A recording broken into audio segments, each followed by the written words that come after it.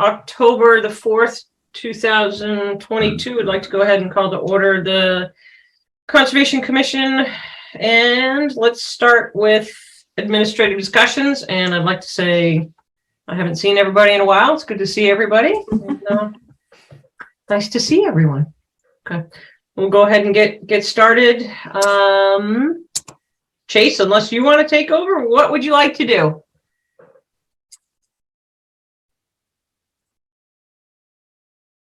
Your show, Sarah. Oh, thanks. Thank you for everyone, especially that last meeting, Andrew. I know you've done the yeoman share for a lot of this, but Amy, would you like to start with continued requests for certificates of compliance? Did you want to do the minutes? Yes, we'll go ahead and do that. Sorry. Minutes back from September 6th meeting. Amy had sent these along. Does anybody have any omissions or corrections? I sent some over to Amy and Tim, and Tim made some edits.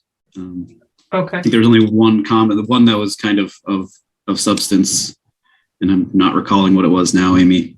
I'm not either, but you were either close. Has or has not. The O's. Exactly. Yeah. Okay.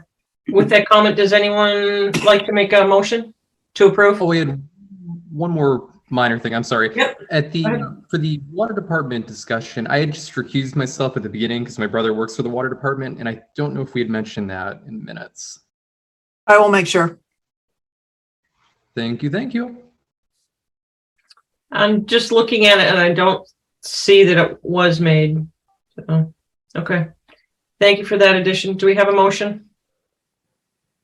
Sure. I'll make a motion that we approve the Conservation Commission meeting minutes from September 6, 2022 with the appropriate edits as discussed. Okay. Is there a second? Second. Thank you for that. All those in favor? Or we're going to do a roll call, or roll call, gentlemen. All yours if you'd like to do it, Andrew. I'm willing to do the roll call. All right. So let's see. Brian. Ryan Crowley, aye. Kyle. Maxwell, aye. Sarah. Sarah Seward, I was not here but read it and feel I can vote as yes. Chase. Chase Carberg, aye. Carl. Tom Melberg, aye. Myself, aye. It is unanimous. Okay. Thank you for that. Amy, what's your pleasure? Certificate of compliance? So the 67 mil, they worked it out between the buyer and the seller. So they do have an agreement, and the buyer fully understands that she needs to finish off the restoration area in the spring. So they have an agreement on that. And I will say she's contacted me. Her dad has contacted me, who was a conservation commissioner in, I think, maybe Danvers or something. So he's fully cognizant of the areas. And I don't think anybody's here for that tonight, but you will see them back in the spring. Okay. So with that said, George Saluto is here. Oh, I'm sorry. Yes, you are. thank you, Mr. Saluto. Would you like to, do you have any comments you'd like to share with the commission? Can you hear me? Yes, we can. Do you have any comments, sir, that you'd like to share with the commission? Yes, please. Okay, go right ahead. Thank you. First of all, thank you for putting this item on the agenda tonight. And thank you for ensuring that there is an order of conditions for this beautiful, pristine location on Mill Pond. I'm a registered engineer in Mass for 50 years, been on the town of Danvers Conservation Commission for 15 years, twice as chair. So I fully appreciate the sensitivity of this particular site. As a matter of fact, the initial application for a tear down and new construction at this sensitive site must have been of significant concern to you, serving members of this Conservation Commission.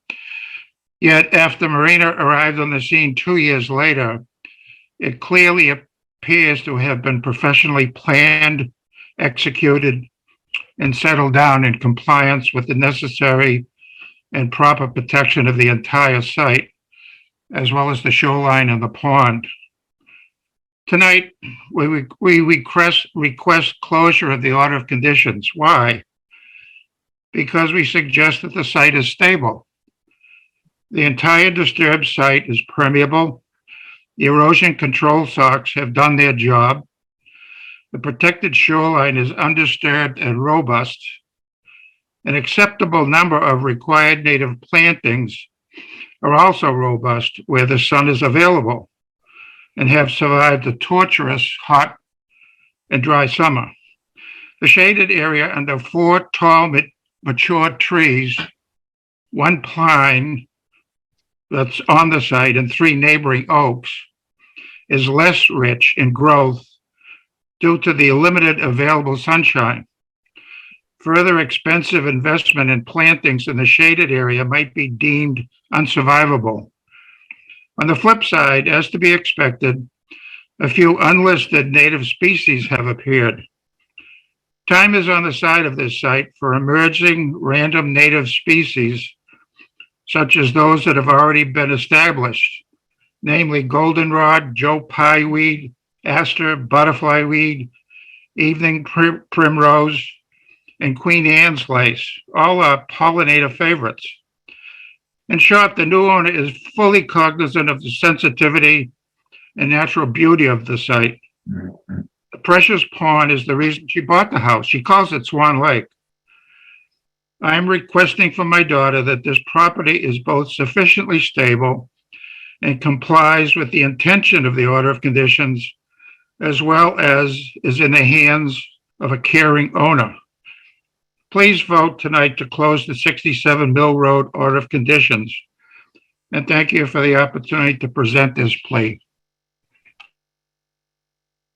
Thank you, Mr. Saludo, and thank you for your service and your commitment to Danvers and to the Wetlands Protection Act as well. Any commissioners have any comments?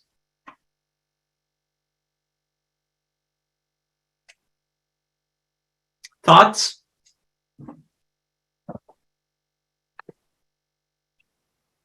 Sounds like we're ready to issue a certificate of compliance. Okay. Would you like to make a motion? Amy, you're okay with that? Even without? Did you just say there needs to be another round of work done out there? I'm a little confused on how this started and where Mr. Saludo just went. Yeah, and I apologize because last time I talked to him, I thought we were in agreement. It would wait until the summer for the full vegetation. That's my understanding from what you said. So I'm a little, it feels like we're jumping the gun pretty quickly here.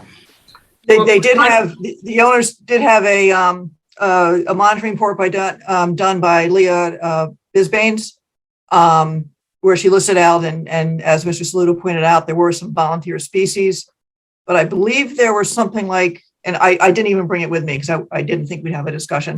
There's something like 50 plants to be planted, of which she found significantly less than half.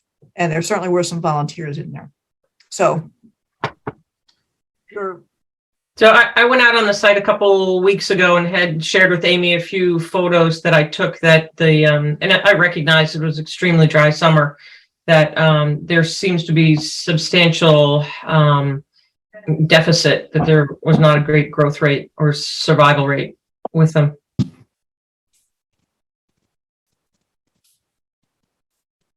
Comment retracted.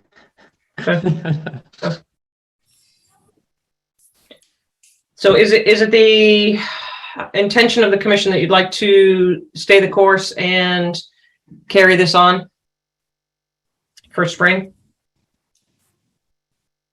I think based on what you've seen and I guess what Amy's recommendations are, that's what I would be comfortable with. Okay. I agree. So Amy, as a point of order, what would you like to do? I mean, you don't need a vote. We don't need to do anything. We'll just address it in the spring. Okay. Yeah. All right. We got to keep going. Light and Water Department, Cubs. Let's do 1 or 2 more from administrative discussions before we go to the 7:45. So the Cobb CR update. The Cobbs, Corey, again, I believe couldn't make it because I can't see everybody on this, but anyway, what it mostly wants is it's not going to be able to get onto town meeting, but he really would like to set up a meeting with a couple commissioners to discuss the details of the CR amendments. Okay, let's come back to that maybe at the end and see if we can get some volunteers for that. 495 spill update, that's been tabled. You've got a reference here for signatures. Is that a reminder? That A is a reminder, Carl, I need your signature on the certificate of compliance for Durkee. I can probably resend it to you so it's on top of your pile of things. Now, I know some commissions you will actually just sign a blank piece of paper. I will PDF that, and then after a vote, I can stick your signature on it without having to wait for you. We're doing that in Acton. I'm personally not entirely thrilled about somebody having my signature like that, but that is another option. I frequently only wait till I get 4 responses. I don't wait for everybody's and just send it out with 4. So I guess my request would be to the commissioners that let's give it a whirl, staying the course that we're on in hopes that we can help support Amy and be a little bit more diligent with our replies. So I'd like to give it a few more meetings, see if we can kind of get back into the fall swing and see if we can do that, if the commissioners would like to do that.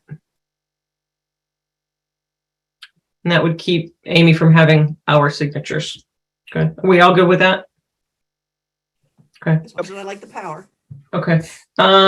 Eagle, so Amy sent Eagle Scout letters. Thank you for enclosing the photo as well. Do we have any thoughts on that? Would you like for Amy or someone to get these sent out? My main question was, do you want me to sign on your behalf? Do you all want to sign? Sarah sign? Who do you want it from? Be fine to have Sarah sign it on behalf of the Concom. Okay. All right. I'd like to still list everybody's name if that's okay. Mhm. Okay. Yep. Thank you. Okay. Let's come back to the meeting process and some of the others. Let's go ahead and start. Actually, let's do one more. Meeting process. Amy had sent along a hearing meeting progress suggestions, which I think is a great refresher and it's a nice recap. I don't know if everyone's had a chance to review it and if there's anything that came across as, oh, I didn't know that. There was one.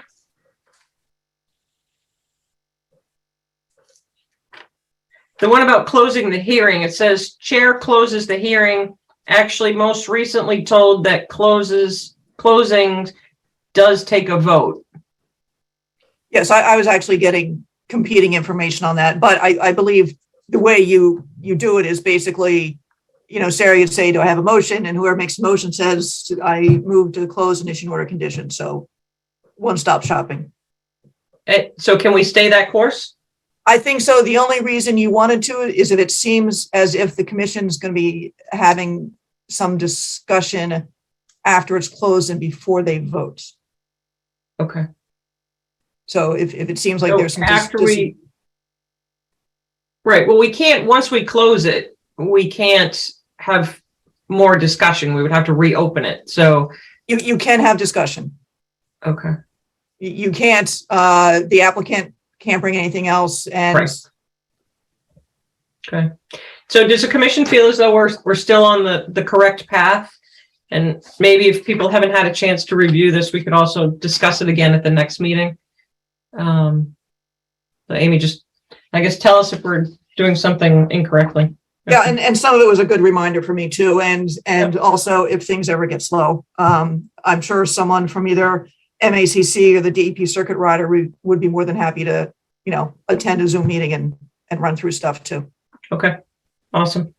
Okay, let's go ahead. It's 7:45, public hearing notice of intent, 1 and 2 Monarch Drive, Mass DEP, no number, are known as R10-16, 16A and 16B. I believe, so Amy and I went out and I think a few others went out on the different day, and I know Sue is here.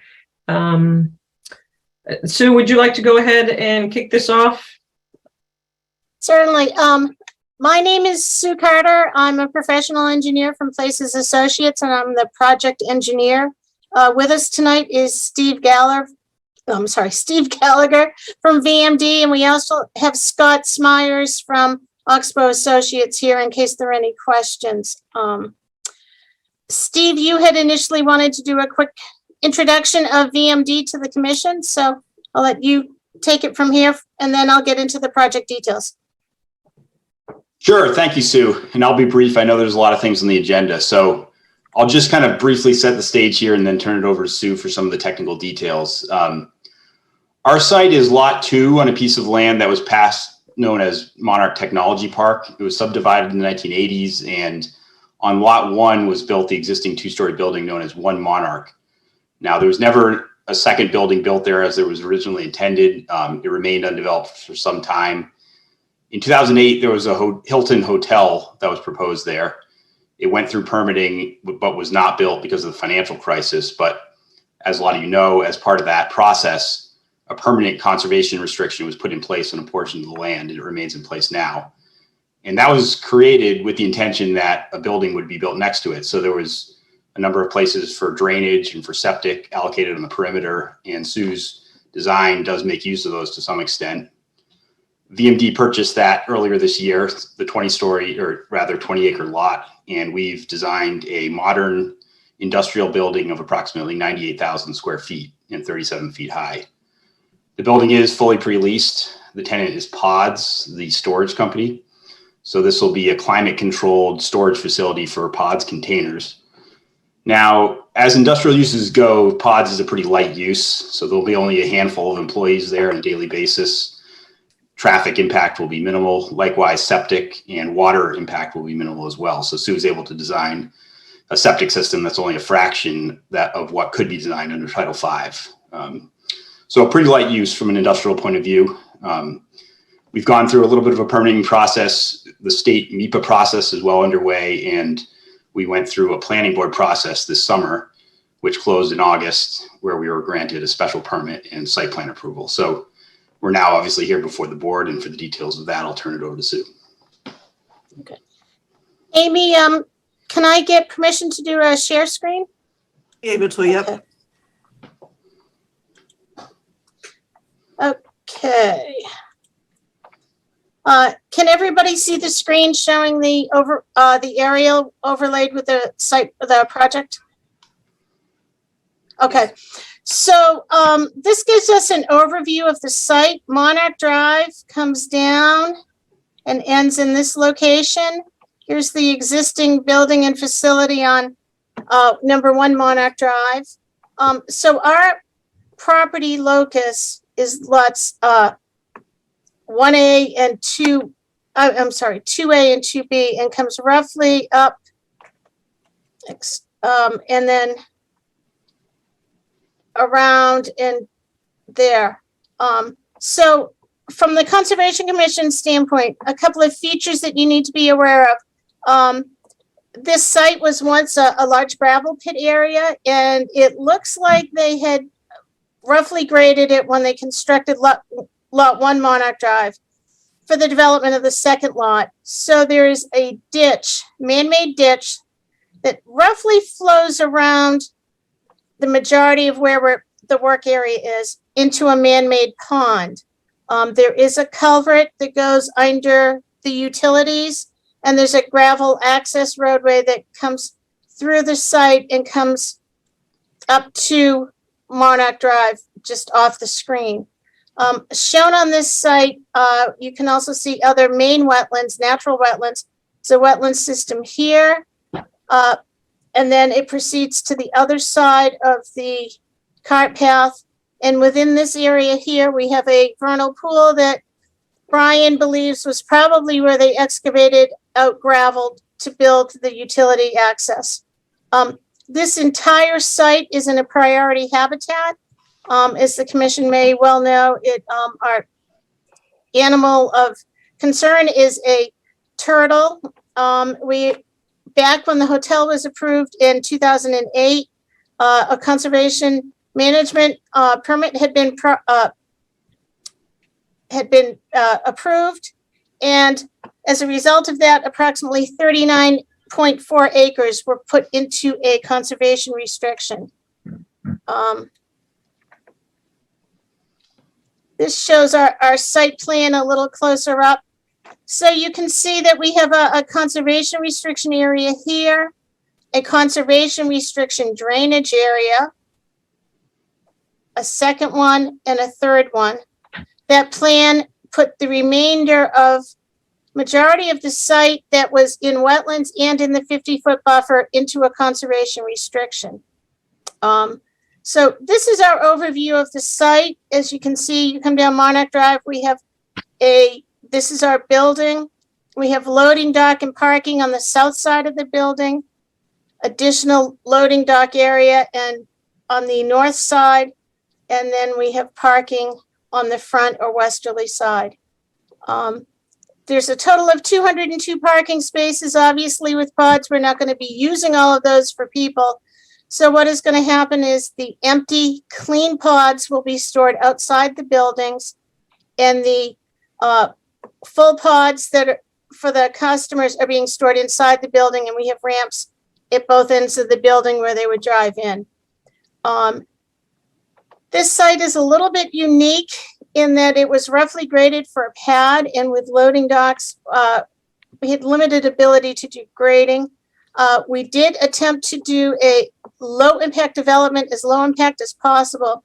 And you can see scattered around the perimeter of the parking lot areas, we have trees. We're using the tree box filters as a low impact development for drainage, collecting the runoff from the parking areas, and then we'll have interconnected with recharge trenches to recharge the runoff.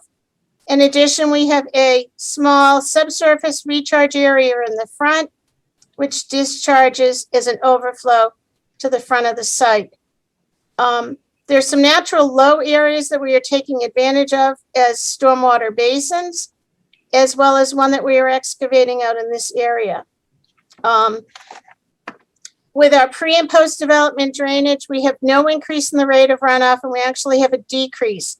And this is using the new NOAA Atlas 14 numbers. So under the MEPA criteria of resiliency, we only needed 90% of those numbers. So that means that by using 100%, we've met or exceeded even the resiliency requirements of MEPA.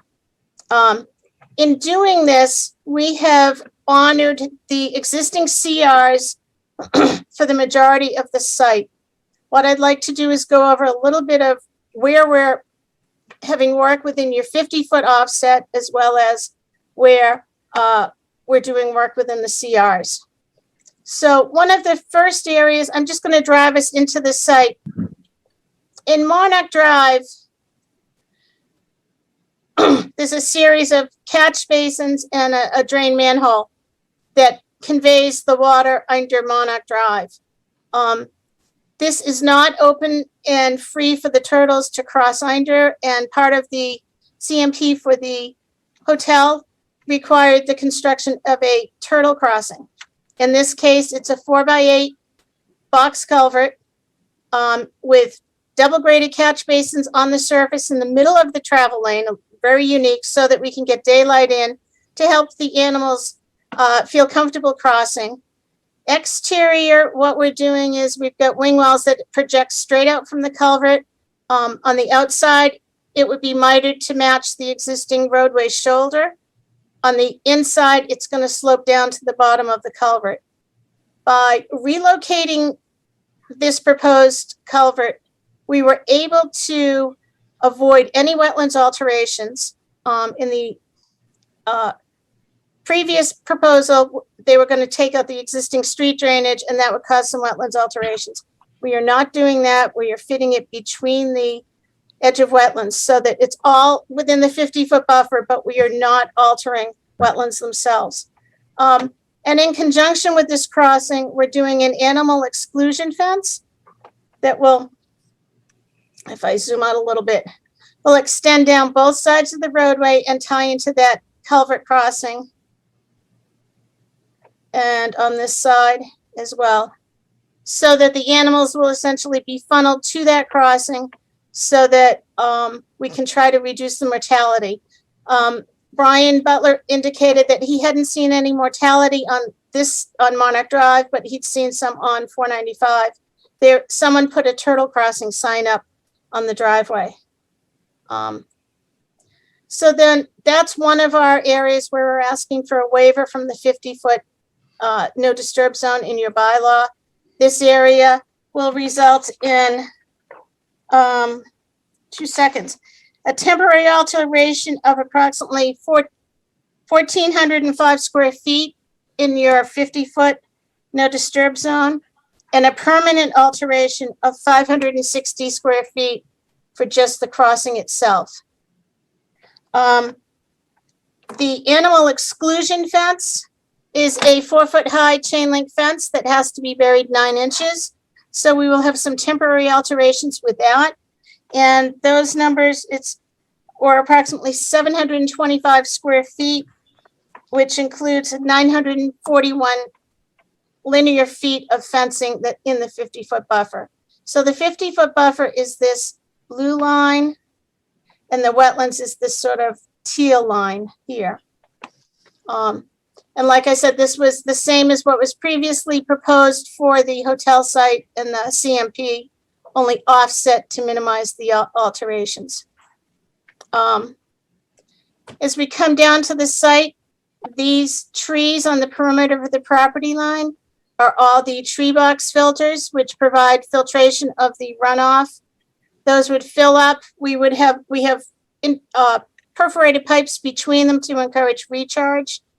And those are around the perimeter on both sides. The tree box filters on the perimeter of the parking area will not have tree grates on them. In the event that we have any animals, any turtles come into the site, they can easily be seen and allowed to escape from the tree box filters with it being ramped. On the front of the site where it's more pedestrians are likely to be, we will be using the tree grates, and they will have the traditional tree box filters where there's a small sump to capture any sediment before it goes into the tree box filter. We also have a small infiltration area. The second area where we are doing work within 50 feet of the wetlands, so you can see the wetlands is here. It comes up close to the existing driveway. The existing 2 catch basins are located here and drain directly into the wetlands. Because of the elevation of these catch basins in the roadway, we are trying to capture as much runoff as possible coming down from the new pavement with 2 tree box filters here. Unfortunately, because of the grading, we're going to have to do some grading in the immediate area of these discharge points to allow those pipes to daylight. Given the soils on that site, I think the water's going to disappear so quickly, but we do want those pipes to daylight, and that also would be a way inspection port so that you could see if there's a problem with the drainage. So this is our second area that we are in the 50-foot no disturb zone, with this being the blue line. So as we follow around the site here, you can see the conservation restriction line is very similar to where the 50-foot no disturb line is. This first area that was designated for drainage, we're not touching because it isn't the 50 feet. And coming over here, we're excavating a large basin to recharge the entire roof recharge. Will be recharged. The calculations show that it does not overtop in even a 100-year storm using the NOAA 14 Atlas. However, in this area, there's a lot of unconsolidated sand. We specifically picked a location for an overflow where there are no trees. As we get into the 50-foot buffer and closer to the ditch, we have a lot of scrub brush. We have start of some white pines, speckled alders. There's bittersweet, and the dominant tree species on this whole site pretty much right now is autumn olive. So we're looking to have a stabilized control overflow which will intrude into the 50-foot buffer. So here's the edge of the ditch and the wetlands. The 50-foot buffer is just at the edge of the CR. So this small area here is what would be in the 50-foot. And that is 722 square feet, and that would be a permanent alteration. If I can zoom out a little bit, part of the project, the existing utilities to lot 1, the existing building, come right through our site in a utility easement that come right up to Monarch Drive. That includes water and power. Power and communications are overhead lines on poles till about here, and then they go underground conduits and proceed across the site to serve the building on lot 1.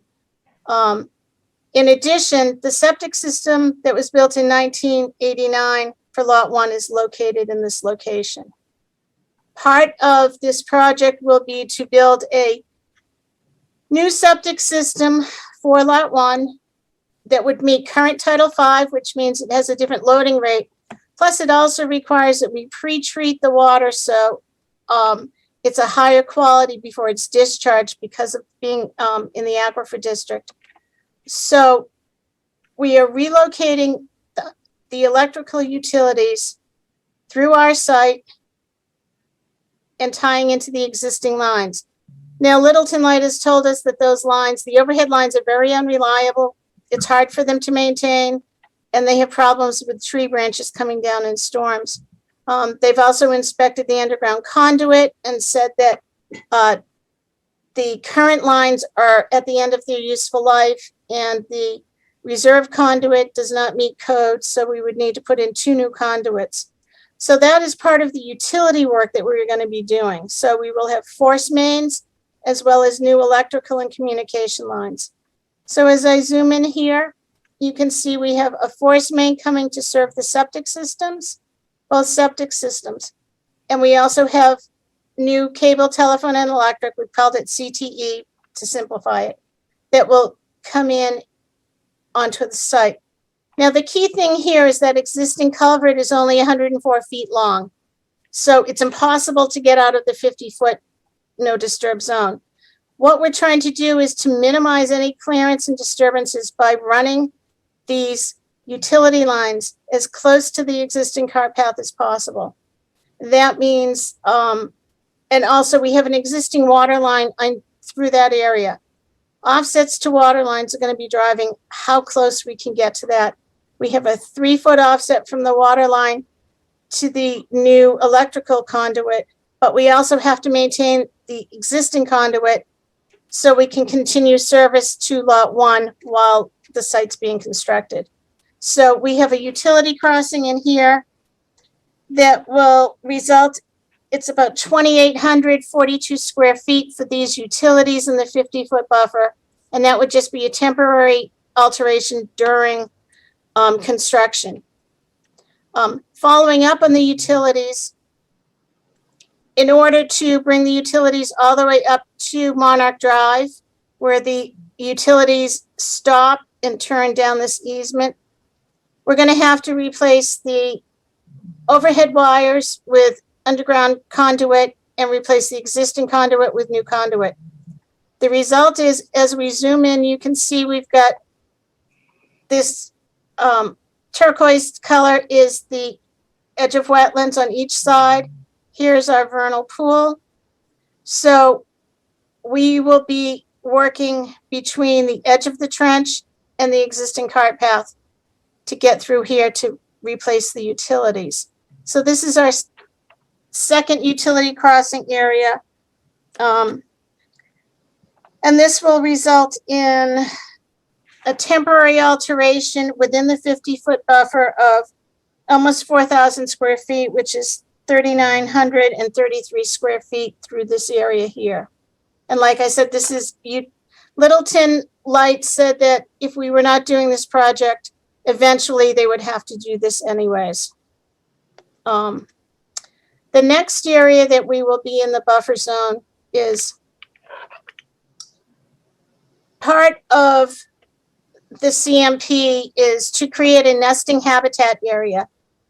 These turtles want exposed sand, and what we would be doing is planting some blue stem grasses there, as well as scattering some stones and tree trunks so that there is something to break up the line of sight with any predators.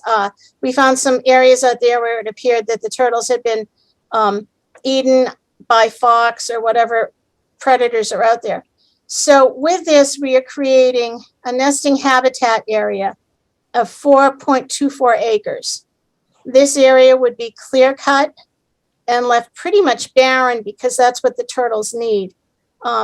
When we walked the site here, the commission members who walked it could see that nature is healing the old gravel pit, and we're quickly losing areas suitable for nesting habitat, and we're getting surface cover so that habitat is of diminishing value elsewhere on site. So part of it is to create this area in the conservation restriction, and it will have all the requirements for monitoring and maintaining. The key thing here is there is part of an old cart path coming in that's overgrown.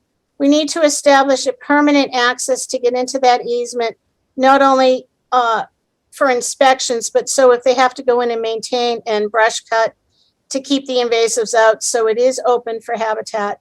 And this area in here will result in 13,345 square feet in the 50-foot buffer, 1.54 acres of land in the 100-foot buffer, which wraps around the outside, and an additional upland area of about 2.45 acres going into the habitat area. This is the lot line here and here, so that we're hugging as close to the lot line. This land that was shown as LMM Littleton LLC, this is now Littleton Water Department land. This is the land that was recently donated to the town. That gives a general overview of the site. Obviously, my presentation was focused more towards conservation in the 50-foot because I was trying to save time. But if the commission members have any questions, I would be happy to go into greater detail. And I have plenty of other plans that show these areas in detail if there are any questions. Thank you, Sue, for your thorough explanation. We do have 6 areas that are requesting waivers. Any commissioners have any questions or comments? You also have Oxbow here with us tonight as well.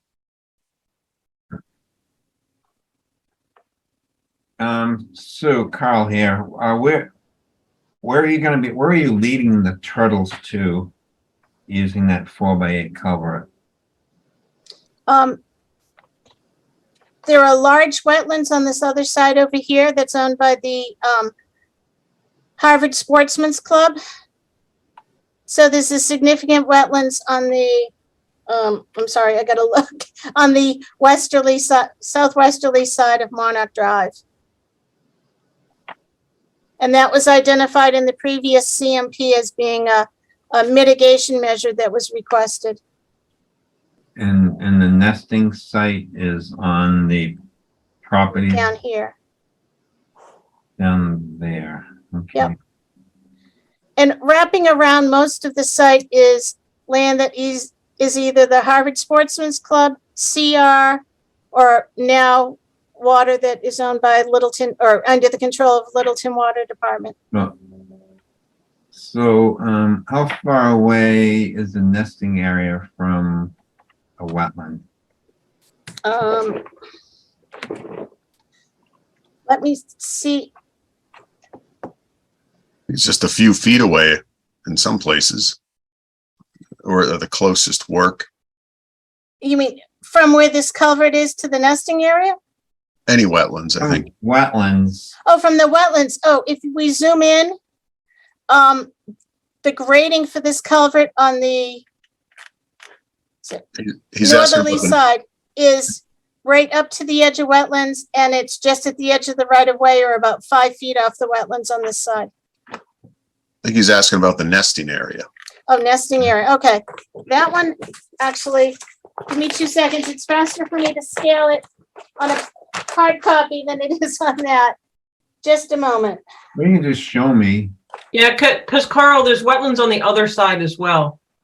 Yeah, I'll Just- make the distance. I just need It's to about see. 750 feet from the culvert to the start of the nesting area. And then from the nesting area to any adjacent wetlands or the adjacent wetlands right there. They're within 50 feet, yes. We also have these wetlands coming down through the site by the vernal pool and join the wetlands that is adjacent to the nesting area. Now, what kind of turtles are they? You said turtles, but you didn't tell me what kind. I was trying to be discreet. They're blandings. But we want to be careful about talking about the species in a public setting. No, I Right. get it. So if you look here, you can see we've got wetlands. Here's the culvert. We've got wetlands that flow around and wrap around. We have large extensive wetlands back here. This is the Harvard Sportsman's Club. This is all wetlands. This is the man-made pond, and here's the habitat. Okay. Thank you. Sue, can I ask you a quick question about the crossing at the culvert? You said there are a couple of grates in it to allow daylight in the culvert and incentivize crossing there. Yep. How does that work with respect to salting and sanding roads and maintaining Okay. roads? So if you think about your road is crowned. And normally you see catch basins along the gutter line or the edge of the roadway. These are placed in the middle of the travel lane so that it'll get the least amount of drainage possible while providing daylight into the culvert. So they're deliberately taken out of the drainage pathway. Exactly. Okay. They look like a double graded catch basin because we were trying to find a grate that would be readily available and not a custom make, just to try to keep things moving forward. So that provided the most daylight area that we could find. Also in conjunction with this, when Sarah was on the sidewalk, she had given us the, had requested that we make sure that we will alter the plans to say that the drainage structures, existing drainage structures will be cleaned out. There's a lot of sediment in the existing structures. So part of this whole project will, there'll be a new O&M plan requiring maintenance of the culverts, and that'll also help improve what's going on out there. And that, I'm glad to hear you say that. And that flows into my second question. Will that O&M plan also include maintenance of the, I'm going to use the wrong words here, the diversion structures for the turtles around the crossing? You mean the fences? The fences. Yeah. The fences. We've got those set so they're a minimum of 5 feet back from the edge of pavement so that they won't be damaged by, in a heavy snow winter by snow plows and snowbanks.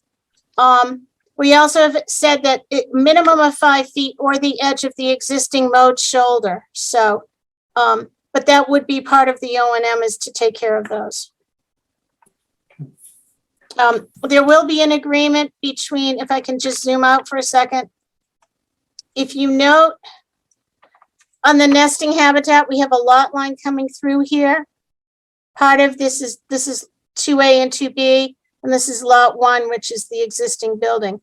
There will be cross easements and agreements to make sure that any of the wildlife enhancement area or the exclusion fencing is part of a maintenance agreement between them. Okay. Last question for you, and maybe this is the stickiest one. Is the applicant proposing any compensatory wetland work associated with the work in the 50s that is unrelated to the CMP? And let me be more specific here. I can see the public benefit elements of the crossing culverts of the habitat and enhancement area, and don't think that doing something else to enhance another portion of the site would be necessary there. However, there are certainly components of this that are independent, components of the work in the 50 that are independent of the CMP. And I'm interested to know if you have contemplated and are willing to propose additional work to sort of offset those impacts. Well, I think the key thing here is the areas that we are in the 50-foot buffer, these two drainage outfalls are staked, and it's in a mowed grass area. So that we specifically have limited them to areas where it has little value to the site. Sue, I appreciate that, but Okay. I'm gonna kill your argument right here, though. We're very well aware of the fact that portions of the 50 can be in mowed areas and so on. And we have nonetheless enforced that 50 in various other scenarios as well. And so I would say the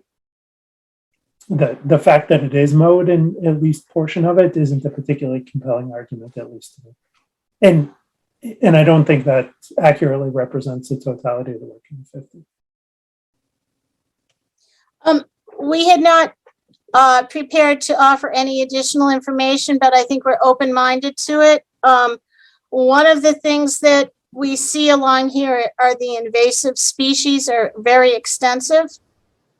Unfortunately, many of the invasive species are within that 50-foot no disturb zone. We may be able to try to keep some of that back, but we've got to do it in conjunction with the commission. We also have some areas of exposed sand still within the 50-foot no disturbed area that we could stabilize, but that also is an additional intrusion into the 50-foot no disturb. We are proposing to plant wildflower mixture over the septic system so that we have pollinator species coming in. We'll open up the site to more daylight in that area where there are some trees back there. I guess we're open-minded to see what the commission felt was appropriate for this site. I am intrigued with the discussion with some of the invasives, and I am aware they're within the 50, but some of it was quite striking. Chase, a question for you in regards to the area of the utility. I think that that's something that has to be done because it sounds as though Littleton Power is going to have to do it at some point anyways. So I think I'd rather have it while we can work in conjunction with Oxbow and Sue as well. So I'm not sure if that's an area that you think needs to be looked at in terms of additional value. My opinion is that we should, Sarah, and the basis for that is that the alternative would simply be to bring the utility around along the drive. And that's absolutely technologically feasible. I understand the applicants probably would choke on the cost, but if I could address that, we talked about that with Littleton Light out in the site and we walked it. They said to go overhead with poles down there, they would have to clear a lot of the canopy. So if you look at Monarch Drive, these are the existing lights. This dark line is the edge of the right of way. This is all habitat area. They felt that if they were to cut enough trees back, they'd have to be cutting trees into the habitat area. And they felt that that was not worth, it would be expensive, but they also were concerned that we would be encroaching into the habitat. So we looked at, could we run underground conduit down there? And their concern was, if you look here, it's a very narrow shoulder and then very steep going down to wetlands and into habitat area. So when we looked at the alternatives, this appeared that we would have more alterations and a greater potential impact on the habitat area as well as the wetlands. Here's the wetlands line coming right up to the toe of the slope and into the slope. So the concern was that had a much greater opportunity for problems than when it was relatively flat down through here. And then when it got steep, it was up outside of the buffer zone. some of it was buffer zone, but it was easily controlled and there was already the cart path there. And it's a shorter run so that we weren't coming down through multiple areas of the 50-foot buffer. I certainly don't dispute that it would be a challenge in either direction. My point is simply that there are alternatives here to making those particular damages in the 50. And I would be willing to entertain I think we've looked at, not sure compensatory is the right word, but we've looked at compensatory modifications to a site and taken into consideration things like this, where there are not a lot of other good alternatives and had lower expectations, but my expectation remains that we should include the utility corridor in that evaluation. Well, one area that if we had to, we've got this drainage area too, where we allowed to do some work. We're not supposed to be removing vegetation unless it is solely for the sake of drainage. That's one of the few areas. I think the key thing on this site is because the CR is already in place, our hands are very limited as to what we can do for any compensatory. We do have the start of invasives over here along the shoulders of Monarch Drive. We could work on controlling invasives in and around this corner area here, because the CR begins further back, we could deal with invasives around this corner as compensatory.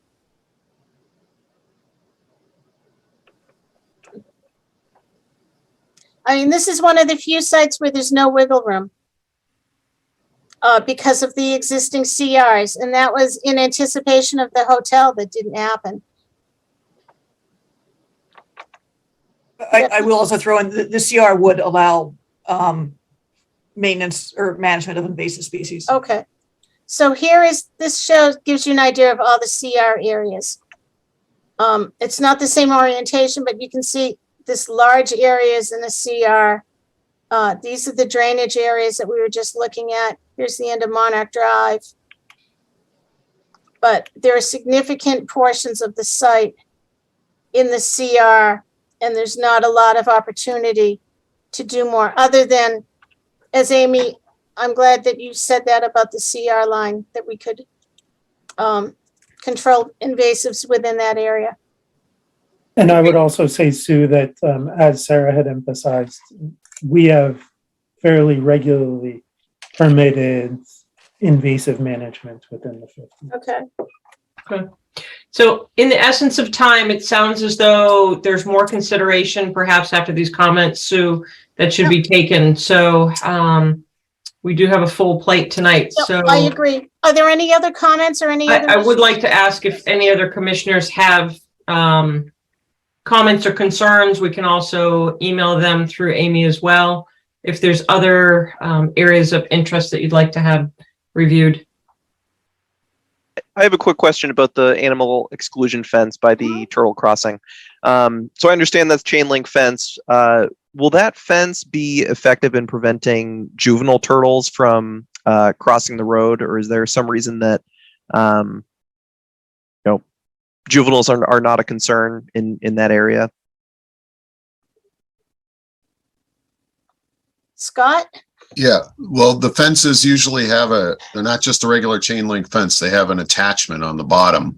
Okay. Will do exactly what you're saying. That's a good point. Prevent the really small turtles, because a hatchling turtle, can walk right through a chain link fence. So usually it's a plastic or a mesh that's much either completely opaque and impervious, but thick and durable. And that's stuffed down into that trench and then goes up another 12 inches or so. Yep, that's what I was picturing. Thank you very much. Yeah. Makes sense to have monitoring of the turtle crossing and that fence added to when the monitoring happens for the habitat area. Just make it a whole big turtle thing, turtle related thing. Yep, I agree. That was a question I had, Amy. Yeah. I think that whole turtle nesting area needs to be monitored. And maybe even the juveniles capture it. I'm not sure how they would like to play it, but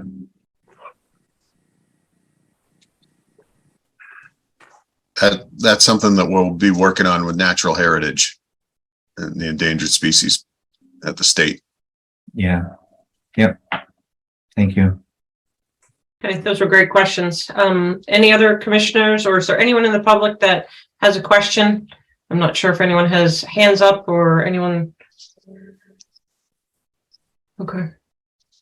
Sue, I think you've been given some good guidance and some things to mull over.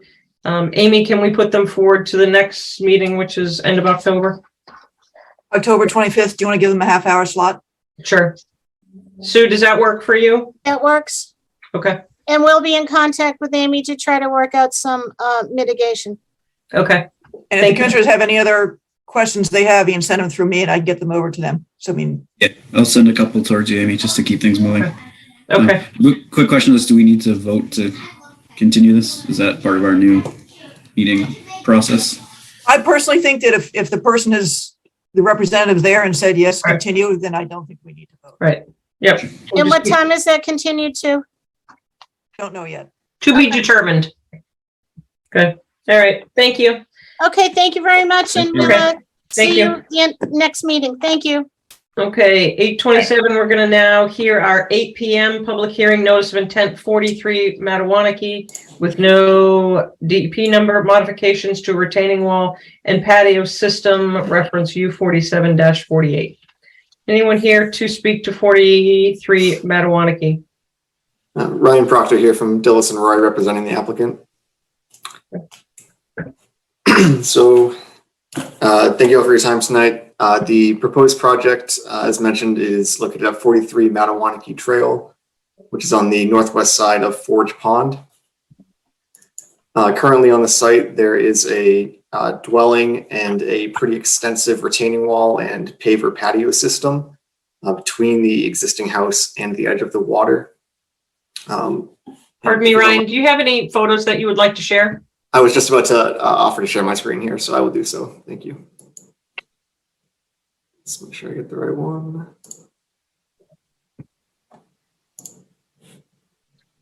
Okay.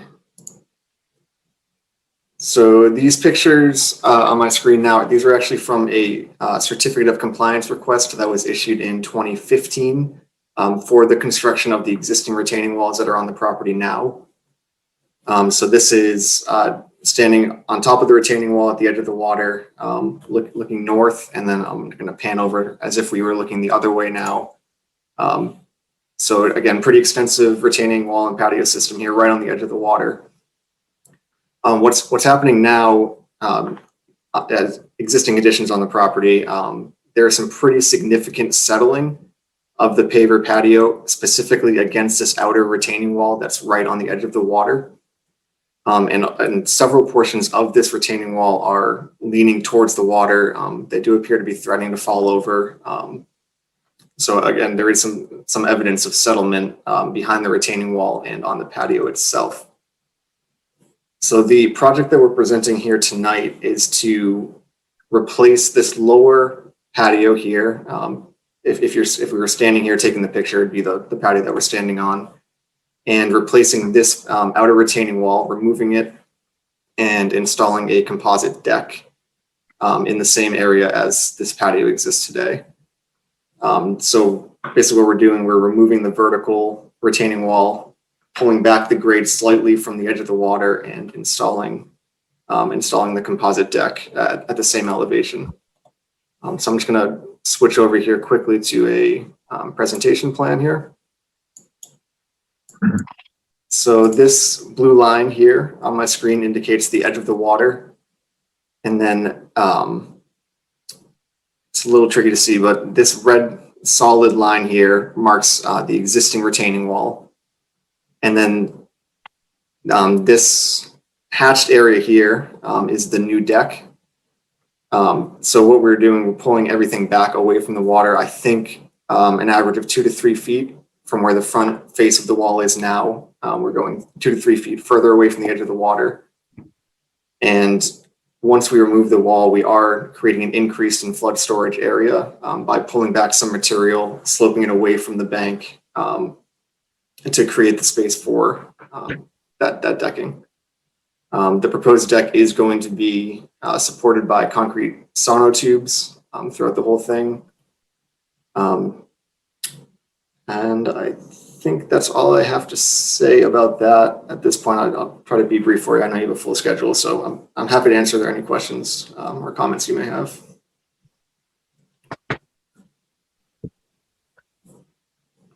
Commissioners? This is Carl. I believe I know I was on the board and I remember this project. It was a fairly extensive project when it occurred. I'm just wondering, you said it's going to be, the new deck is going to be supported by tubes. What's the current block deck supported by? Is it just fill material with the blocks on top? That's correct. And then some of that, I believe the settling was caused by either the backfill material used or just washout behind the retaining wall, but Yeah. it is natural soil. And how deep do those tubes have to go? I believe on our profile, if the retaining wall sits, I think just about 4 feet above the water. So I when we designed this, I had figured for 4-foot sonotubes, so they'll be, I guess, at the lake level or 4 feet down into existing Yeah. grade, which is about where the bottom of the wall is now. Okay, thanks. Thank you. So the tubes will be in the water? Not quite in the water. They're pulled back a little bit. I guess Under flood conditions, they'll be in the water though? for the 100-year flood, they would be. But as I said, we are increasing the area of flood storage by removing that vertical face that exists right on the water right now today. Right now, if we are under drought conditions, how far is the water from the edge of the patio right now? I'd say a couple of feet away. There's probably 2 to 3 feet between the wall and the edge of the water when I was out there a few weeks ago. Okay. Those photos you showed were taken, you said certificate of compliance, so 2015? Yes, yeah, 2015. That water was above the bottom of the wall? Is that what I saw? And back, I think. Yeah, I guess that is pretty. Yeah, so right at the bottom of the wall there. And how deep did you say the tubes were going? I'm sorry. About 4 feet, so approximately the height of this wall here that we see depicted in this picture. I guess I'm curious whether it's failing because of the back structure or because of waves and water flooding. So I'm concerned that no matter what we put in, it's still gonna be a Band-Aid. Commissioners, what would you like to do? Site walk, or what would you like to do?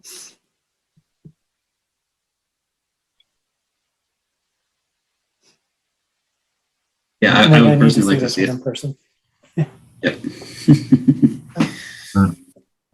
I'm not, yeah, I'm kind of going with you on this, Sarah, a little bit. How many more things do we try? Right. That are gonna potentially fail again? I think we all thought this was a good proposal back in the day. Because it obviously replaced a decrepit wall system before. Right.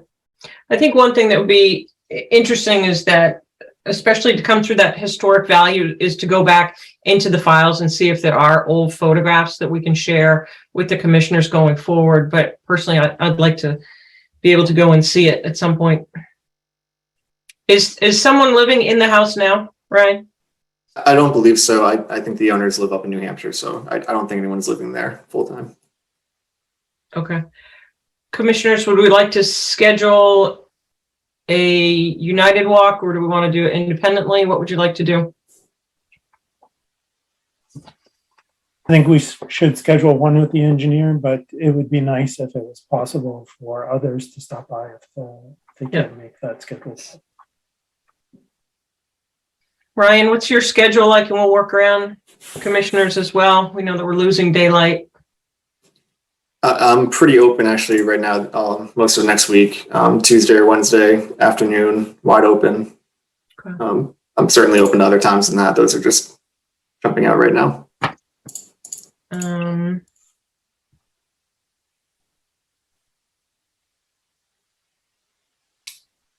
Like maybe a 5:30, 5:15. The earliest I can do next week is Thursday. I can't do Monday, Tuesday, Wednesdays. Anyone around Thursday on the 13th? Thursday at 5:15? Whatever time works for you all. Andrew, you said 5:30? 5:15, 5:30, whatever works best 5:15. for everyone. Can anyone else attend? It can be there, so. Okay, awesome. Ryan, so that is 15 Mattawanakee Trail. So not to be confused over there. So that would be- 43 Mattawanakee Trail. Yep, 43 Mattawanakee Trail. Okay, so that will be next Thursday at 5:15. And Amy, if we could dig up, I'm not sure if we can, the old file and see if we have a photo that we could bring that day, maybe. The photos we had are what Ryan showed that were in the file. There was an older order conditions for the septic system, number 235 or something, which still needs to get its certificate of compliance. So that's just one piece of paperwork. But I didn't see anything else. I didn't see if aerial photographs show anything, but they're not really show the original condition of the area. Okay. Any other discussion on this, or we continue to the next date? Ryan, are you okay with that? I'm okay with that, and I will be able to make it on Thursday, so I will see you then. Thank you. So with your permission, we will continue to October 25th at a time to be determined. Sounds great. Thank you so much. Okay. Thank you. Ryan, sorry, Yep. one last thing That's before you go. Ryan, Yep. could you check with your clients to see if it's acceptable for commissioners to take a look at the sites outside of that window of time and let Amy know so she can give us the thumbs up if we can swing by? Absolutely, I will. Thank you. Thank you, Chase, for the reminder. Okay, 8:15, public hearing notice of intent. There's a lot of numbers. 265, 277, 287, 289 Great Road, and 25 Robinson Road. Redevelopment of 1 residential and 4 commercial properties in a commercial plaza. Mass DEP number has not been designated. Who would like to speak to this? Thank you. Mark Arnold's here with Goddard Consulting here on behalf of the applicant, which is NBTC Great Road LLC and 289 Great Road Realty for the development at 265, 277, 289, 37 Great Road and 25 Robinson Road. I'm just going to share my screen. These are the colored plans that we shared with the Amy and the commission. Just walk through the existing conditions and then what's being proposed. So this is a property that you're probably all familiar with along Great Road. You have this existing 1-story wood framed building, which is currently vacant, not being used. It's rather dilapidated. You've got this next building here has the subway and the barber shop. There's another building here, which looks like they're just being used for some sort of commercial operation. Then you have the bank property right here. And then over behind, you have 25 Robinson Road. So just so the board understands, we actually have 4 parcels involved here, and the property line runs along Robinson Road here, and then along Great Road here, and then back up here. So we have 4 parcels, 1 residential, several commercial, and this project is before the planning board and also before the planning board stormwater peer reviewer. So this property has 2 isolated vegetated wetlands on site. One is located basically in a low spot on 25 Robinson Road. There's a fence along the back of the road. There's development behind the house itself. It's isolated. There's no connection hydrologically to any other wetland. There's a second IVW right off Robinson Road here. That's along this edge here in the woods. It's also isolated. There's no hydrological connection underneath the road or elsewhere on site. As part of the review for the project, we did carefully look at the topography on the site to see whether or not the area was low enough to be isolated landslide flooding. And after careful consideration, we do believe it is, although it was very close to not being isolated landslide flooding. So isolated landslide flooding is looking at whether or not we hold a 1/4 acre foot of water in a depressional area. If that amount of water is put in an area, will it hold that much? And if it does, then you design it to a 100-year event, 7 inches, to determine the exact extent of the ILSF itself. So just for the board's edification here, this blue line here is the isolated landslide flooding in the basically the 1 year, the 1/4 acre. And then if you have the large storm, you end up with this orange dotted line here. And so you'll notice with this orange dotted line here, the actual spill out point from the ILSF is actually towards Great Road itself. And so the reason why this area floods is primarily because we have these commercial developments and the residential development, they all basically drain towards this area.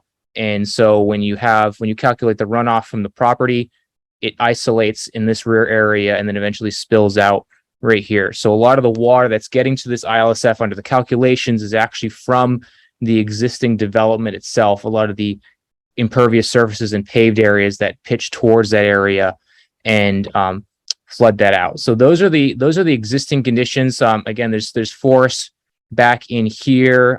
There's scattered trees throughout. It's pretty heavily disturbed at the corner of Great Road and Robinson Road and between these commercial developments, except for some small indentation of tree lines between. But at this point, I'm going to see, is there any other questions about the existing conditions, just so that way, as I move forward with proposed, I can make sure the board understands how we're moving forward on things. If I can ask a quick question, there's no connection to the wetlands that's across the street? Correct. There's no connection. So there's no pipe or culvert that No, goes. I'm talking the other way. No. So there's no connection over here. So we've got a parking lot right here. We've got pavement here. The ILSF actually spills out over the pavement itself before it leaves the property. So it doesn't actually go over land to a wetland. It actually goes over the road itself. Okay. I'm just curious if there's a underground connection to across the street on Great Road. Yeah, there's no culverts. There's no culverts or anything that connect it through. Okay, thank you. So the proposed activity is to redevelop all 4 parcels into a combined commercial property. So we're going to have basically 5 buildings, A, B, C, D, and E here with associated parking and stormwater. I'm actually going to go to this next sheet, which is the grading plan, just to show the overlay of everything. So we have basically a redevelopment of the entire parcel in the sense of regrading, adding compliance to stormwater, significant infiltration systems underneath the parking lots to manage the stormwater. And what happens here is, as I mentioned earlier, is a lot of the water that gets to the ILSF is from impervious runoff. And so what this development does is it actually reduces the amount of runoff that gets to the ILSF by taking that water, properly treating it, and then recharging it into the ground versus directing it to the ILSF again. And so in regards to that, we end up actually shrinking the ILSF into a smaller area, but we actually end up reducing the elevation of the flooding within the ILSF itself. And that's done by the grading itself, by ensuring that we're actually taking more water that usually gets there and putting it elsewhere and recharging the ground where it naturally would go. And then on top of that, we do have a catch basin shown with an overflow. So that way we can ensure that when the water reaches a certain elevation, it won't rise above that during the 100-year storm event. And that allows us to ensure that we don't increase flooding onto the neighbor's property here, which does have a portion of the ILSF or other parcels itself, but also ensures that we're adequately treating the ILSF in a functional way, which is critical to storm water damage. And particularly the criteria is the distribution of lateral flooding. And so the stormwater engineer, we did include it in the NOI packet, the narrative from Sean Malone, who's the design engineer, who walked through the standards of the ILSF, particularly those that deal with the volume and how that's dealt with in the sense of, are we actually going to increase lateral disturbance of flooding, or are we actually going to decrease it? And so in this situation here, because of the existing development, we're actually able to take that water and put it back where it should be going, back into the and recharging it, versus just letting it keep going to the ILSF, which what is really creating the ILSF area itself, and actually basically providing better treatment for the water that normally would have gone to the ILSF. And so we feel we meet the standards of ILSF with regards to water quality and lateral flooding. The other area standard of ILSF is wildlife habitat. DEP's wildlife guidance and their manual says for wildlife habitat, ILSF, basically the only question that they ask is it a vernal pool? If it's not a vernal pool, under Mass DEP wildlife guidance and their review, you don't have to do any other type of wildlife habitat evaluation as long as it's not a vernal pool. Both of these areas are not vernal pools. I know Amy's walked them, and she can tell you what she saw out there as well, just to confirm the presentation here. So I do know under your bylaw that you do reference that ILSF is important for wildlife habitat, but I don't believe there was anything in the regulations that specifically provided guidance on exactly how that study was supposed to be completed or conducted. And so defaulting to Mass DEP, again, vernal pools are the only habitat that's raised as a habitat evaluation concern with regards to ILSF. I can go into more detail, but I know this commission's got a busy agenda, so I'll leave it here. And if there's any questions, I'm glad to answer them.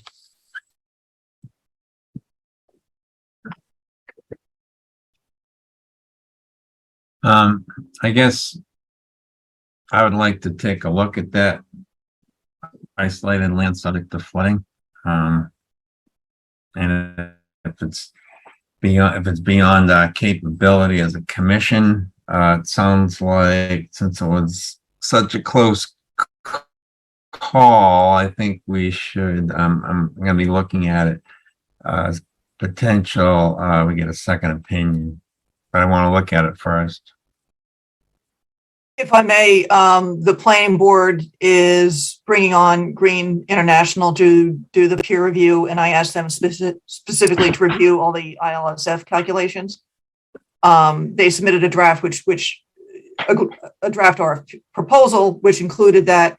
I told them just hang on one more night, and I'll see if you all want one more thing put into that peer review or not. But they will be looking at, they will be cranking all the numbers. Are there enough test holes for that area? Like enough borings for them to look at that? That'll be up to Green to determine. Yeah, I'm concerned about the habitat naturally, but to then crank them all into one space. Okay. Yeah, I mean, regardless of the ILSF, what did you mention that all forest that back there anyway? I mean, habitat period. I don't really care what the habitat is, I guess, but it sounds like you're clearing that area out. So there is clearing necessary to allow us to regrade the back of the site and work those areas out. It is heavily invasive as well in the understory. A lot of knotweed and other invasives are there. So walking the area, although I'm not a biologist, I've done a few evaluations with biologists. The habitat is definitely not very suitable in the back area, particularly. It's very disturbed and overgrown with invasives, and just generally the land's been worked back there for sure in a way that doesn't make it prime habitat, which is usually areas that we'd be keen to watch out for. There are a lot of invasives back there. There are also mature trees, and we did see a deer rambling through there. And I think if you look at the landscaping plan, it shows the extent of it's basically 100% graded out. What would the commissioners like to do? Would you like to jump on the property prior to the peer review, doing both simultaneously? What would we like to do? I don't think with enough, although I'm not sure what time it's getting dark now, with next Thursday at 5:15 at Mattawanakee, if we would have enough time to jump over to this site. I guess they can go on simultaneously. It's not going to hurt us to have that peer review done. Okay. Does anyone want to try and meet before? I don't know if that we would have enough daylight after, or choose a second day. You do have until the 25th, so you got a little extra time to squeeze a site walk in. Yep. We could look at the following week as well. I'd be in favor of a lunchtime walk either next week or the following, if anybody's available for a midday. Do you want to try and do it on the 13th? Are you doing the afternoon one, or you want to do a separate one? Okay. Late afternoons are generally no good for me. Okay. But I could do midday on the 13th, no problem. Is anyone else around during the day? I potentially might be, Sarah. Okay. I hate to commit to it because I missed the one on Friday. I usually am. And then Does every time someone something want pop to up- throw out a time for Thursday? If we're saying midday, are you thinking more 12 or 1? 12. Brian, Yep. your call. Yeah, 12's fine with me if that works Okay. for you, Carl. Yep. And then where would we like to meet? On Robinson, or where the old, the first building referenced on Great Road? The Which first would be- building on Great Road is the best property. So Okay. the existing conditions, yeah, because it's vacant, there's plenty of parking on that property. So parking there is the most suitable place to meet. Okay. Mhm. Did anyone else have any other questions, or is there anyone from the audience that has any questions? I mean, this is definitely a significant increase in the use of this property.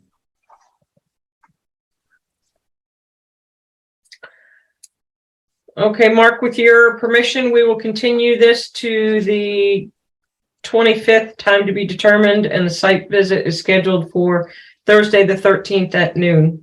Could I ask just one clarifying question? I mean, I know the commission, we talked about wildlife habitat. They were concerned about it. Does the commission want the applicant to do an evaluation of that? Or does the commission want to do the site walk first before determining whether or not that's really necessary to do that? I know the peer reviewer is going to be looking very closely at the flooding issues.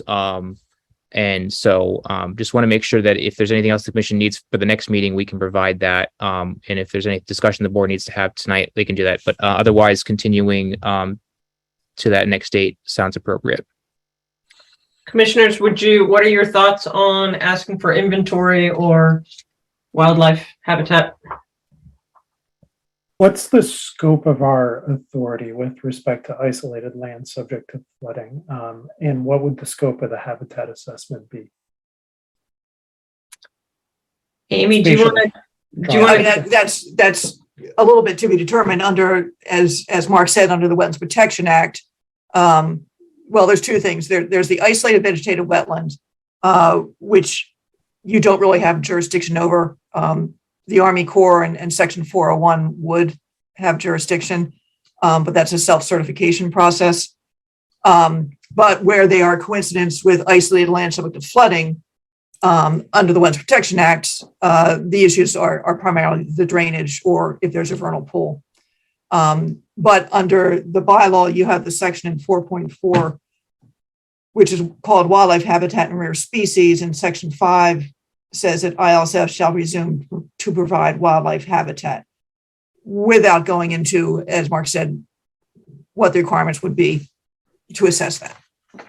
So on this figure that's in front of us, Amy, what would be the geographic bounds of that evaluation? That orange dotted line. Okay. So, a lot of it is pavement, a lot of it is knotweed, and then there's other stuff in there too. because the little isolated vegetated wetland sort of down to the left there is not ILSF. It's too small. It doesn't hold the water it needs. Okay. But you wouldn't know if you had anything endangered unless you did an inventory. I guess that's what I was trying to understand, Sarah, is what. Yep. So Given that that's the why it scope was is in the large enough. was in the bylaw for the town to protect it. But I think the assumption was that you have to see what's on the property first. I mean, my understanding for endangered species was it's making sure that natural things of natural heritage mapping endangered species is conducted. So I mean, there's seasons for endangered species as well. So when they can be found, when they can't be found. So again, if the commission wants us to do a certain level of wildlife habitation, we could definitely do that. It's just the question of what level the commission wants us to do it, so that way we can provide the appropriate information. Are you okay with the assumption that we will be asking for something, but let us tour the property to determine that? And maybe we could give you some guidance if appropriate, or some suggestions if appropriate. I think that's fine. The commissioners, what would you like to do? Or you could ask them to do it now.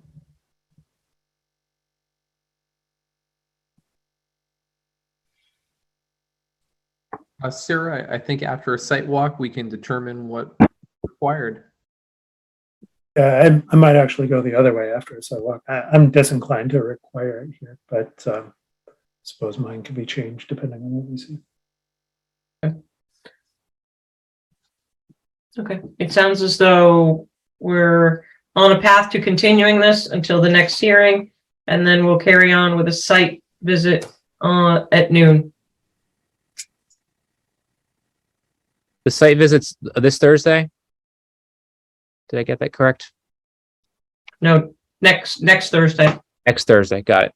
Yeah, next Thursday, which is the 13th. 13th, and then we're glad to continue to the next meeting. Okay, and that day is the 25th. Time to be determined. Understood. I will also say, if you want to do a drive-by and not even really get out of your car, you can drive down Robinson and look up that area, or kind of drive behind Subway, and you'll get a good sense of the site. Okay, great. Thank you. Okay, so we were moving on to our 8:30. It's 8:58. Let's see, continued public hearing, notice of intent, 35 Queen Road. Mass DEP not given, house demolition as required by the building inspector. Some people, I think, have been on site, some have not. Is there anyone here to address this? Yes. Okay. Would you like to introduce yourself? Yeah, sure.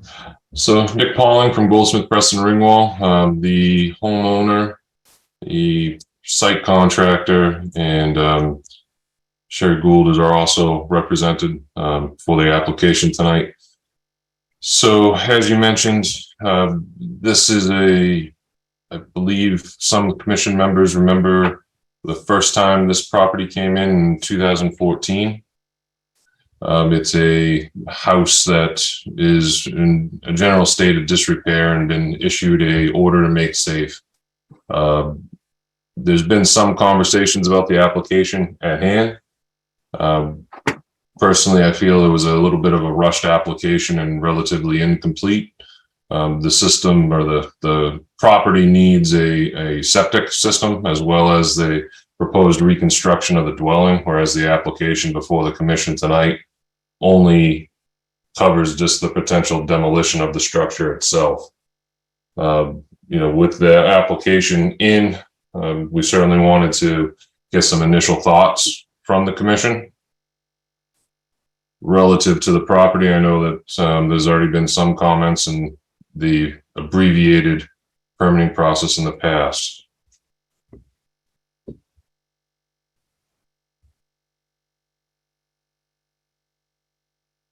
Are there any commission members that have been out on site? I have been on site personally back in 2014, and then again a couple weeks ago.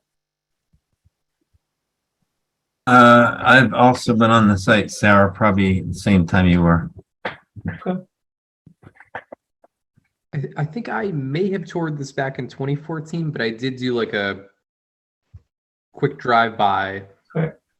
Has the applicant submitted any pictures that they'd like to share with us tonight?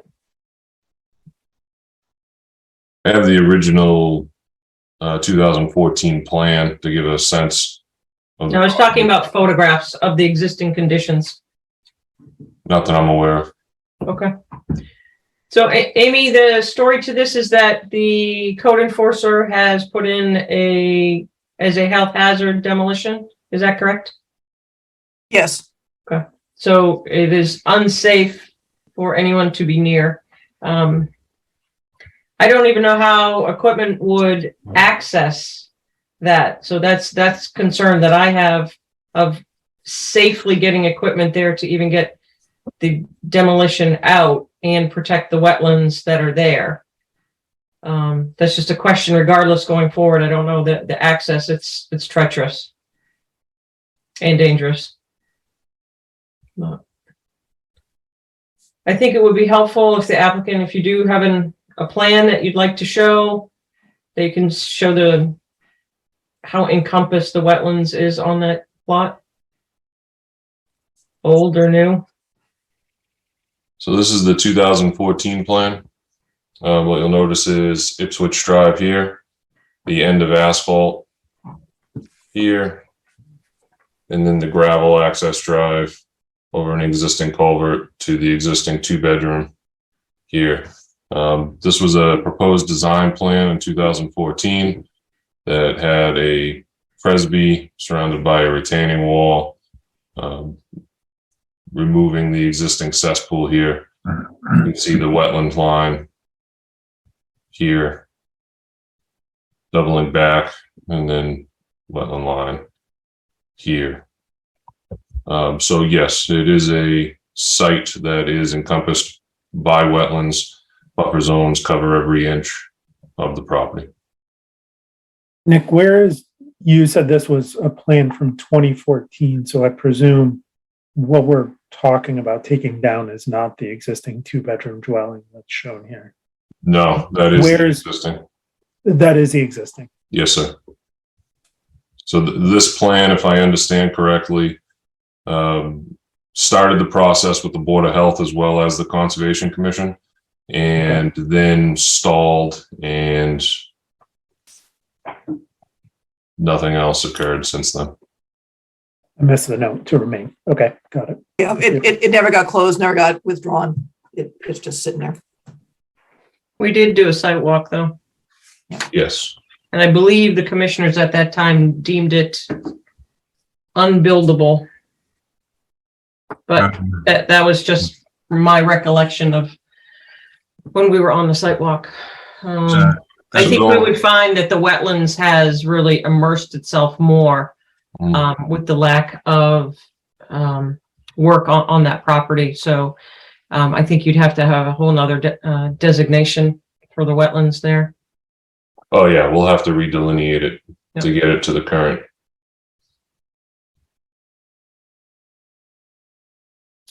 So what is the operative question before the commission right now? Operative as in the application that's before you? What is the applicant asking us to do right now? You've acknowledged that the application you put forward may be partially incomplete. There's wetlands that still need to be delineated. We also, though, have a health and safety risk associated with the structure. So what precisely are you asking? So I've come in a little bit late. I've been hired after the notice of intent was filed. The notice of intent was filed as a reaction to the make safe order for the demolition. That's the application in front of you. What I'd like to do is actually discuss the application, knowing that it's going to be a long process with the commission, just due to the intense wetlands and their offset to any disturbance on the property. But ultimately, in my mind, since the septic system and renovation of the existing structure needs to be included in an application, I think the existing one should be withdrawn. I don't want to do that immediately until I get the sense and the initial marching orders from the Conservation Commission. I've heard, Sarah mentioned the potential of deeming something unbuildable. That's not actually in the meeting minutes. I believe there was a request. No, I'm talking, no, I recognize they're not in the minutes. That was a discussion that was on the property during the site walk. Okay. I did not state it was in the minutes. Yeah, that's true. So I feel as though the commission members are at a disadvantage without photographs or being on the property. And if the code enforcer doesn't think that that building is safe, we're under a time period to also act as well. This And may it's be a also question past, that's past the time period. So we're past the time period and it's unsafe. this question may be outside of the scope of this group, but is it possible to simply make it safe by deploying a fence or something else around that to restrict access to the property? Yes. Good question.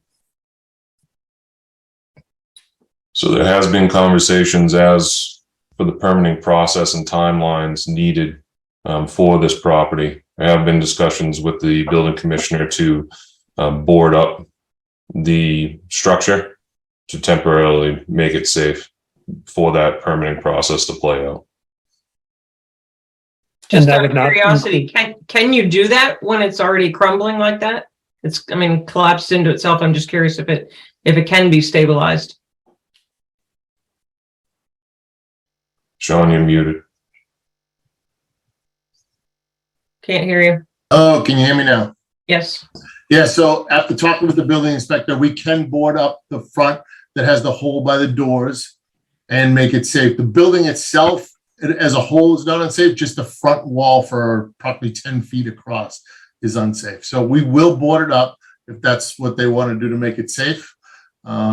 The owner is actually here too. He's on the thing as well. He has been paying his taxes for 14 years, and he'd like to build his house back on the existing footprint. So he's looking for some help from you guys. I mean, regardless of the wetlands, this has been an existing house forever, and he feels that he should have, you know, it's going to be tough. It'll be a tough site. We're going to need special septic systems and everything, but he wants to make this his house forever.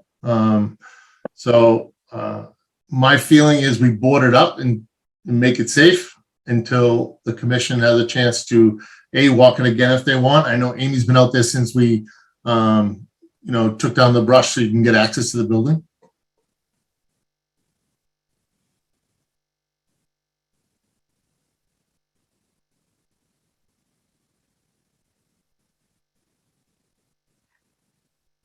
Sarah, you're muted.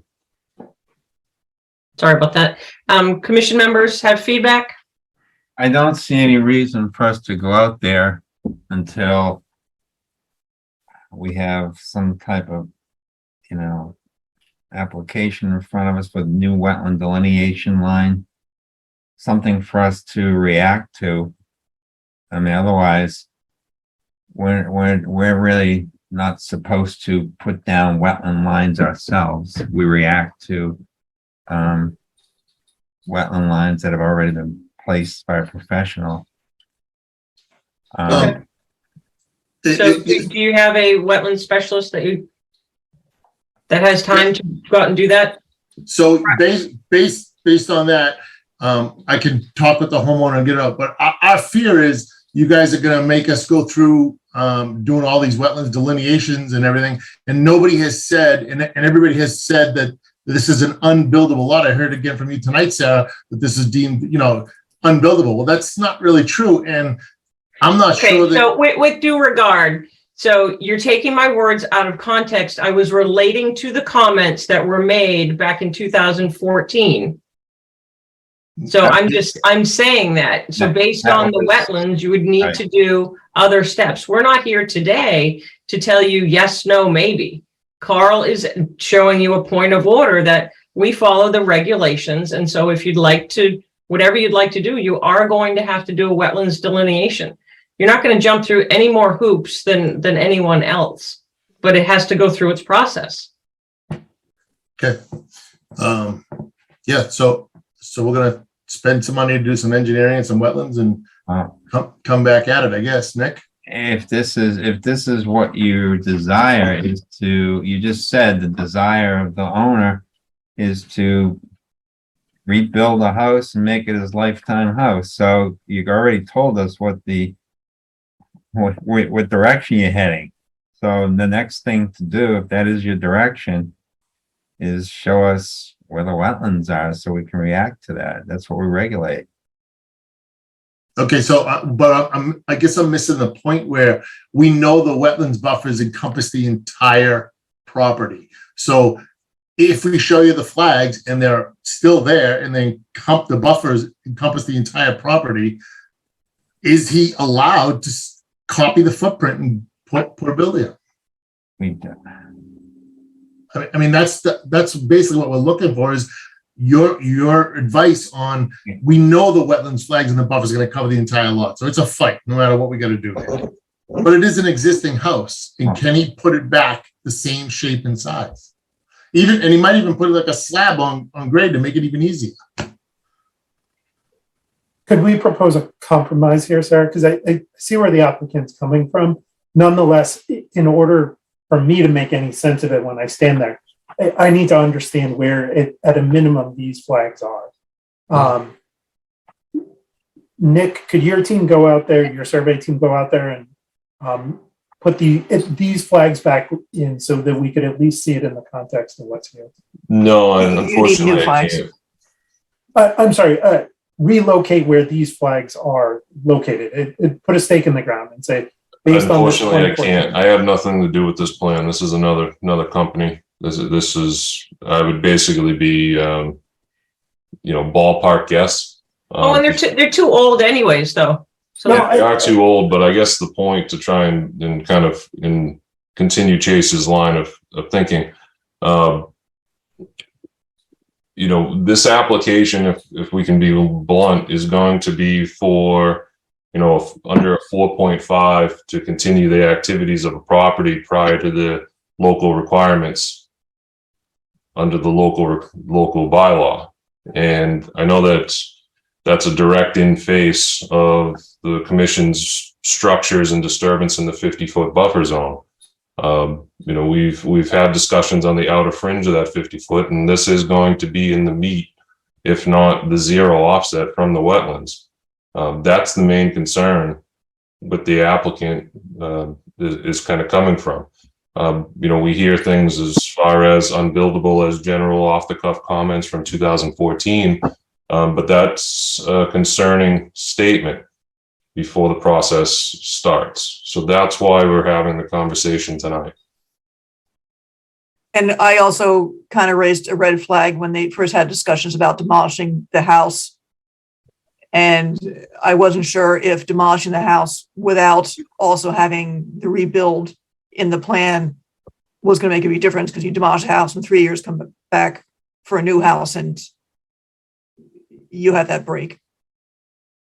yeah, no, I agree. You have to put the whole wish list on before it's demolished. Yes. I think it's hard once it's demolished. You'd be under different regulations. I think you'd really have to kind of like look at the whole picture. Okay.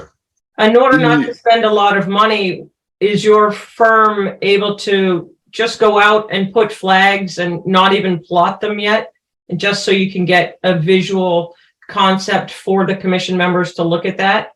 So we can coordinate to have the wetland flag delineated and then contact Amy to, address those so that we could visually see where the former B and C number 2 flag and 3 flag were, for example.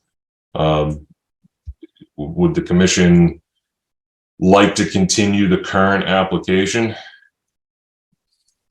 to just have a file that can be in, knowing that at that time we would want to amend that current application to include the septic replacement as well as the house construction? As a point of order, can you remind the commission of the extent of the application that you have now for just a demolition? I'm not sure I'm actually following you. The application in front of you right now is just to demolish the existing dwelling.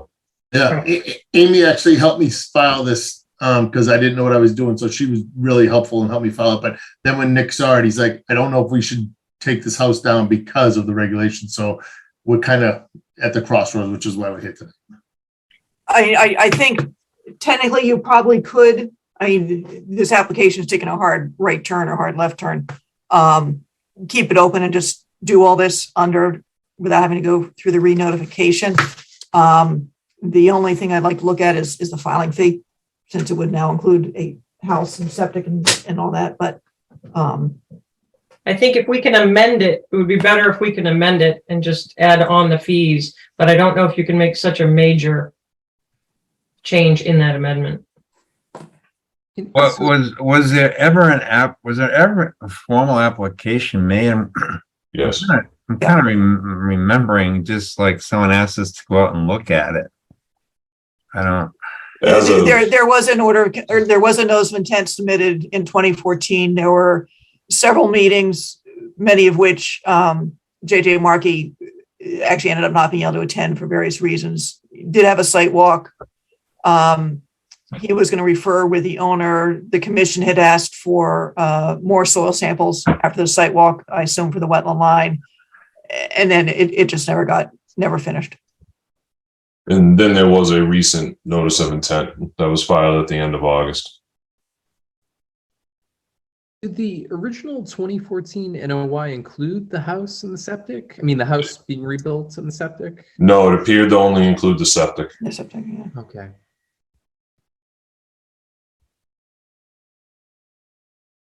When was the last time someone was in residence? It's currently being used. I don't know about habitated. Yeah, he's storing stuff in it from his restaurants and stuff.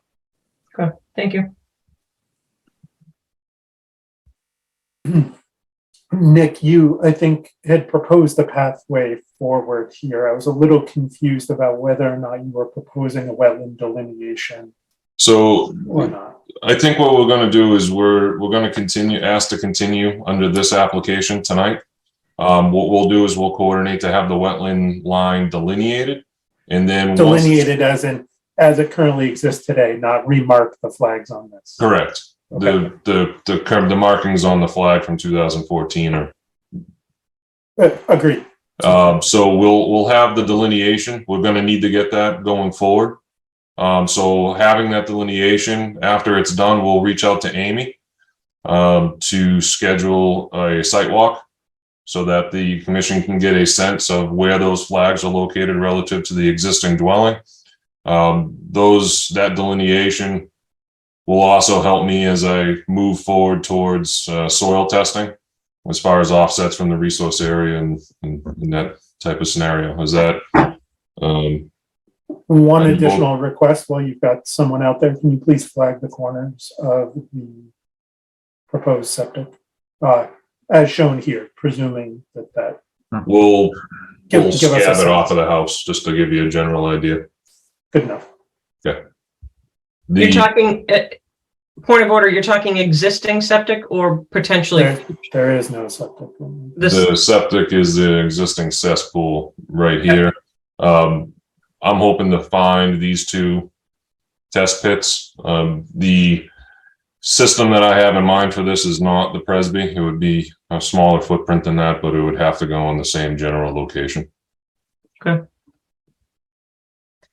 And also in the meantime, I will board up the front safe to make the building department happy.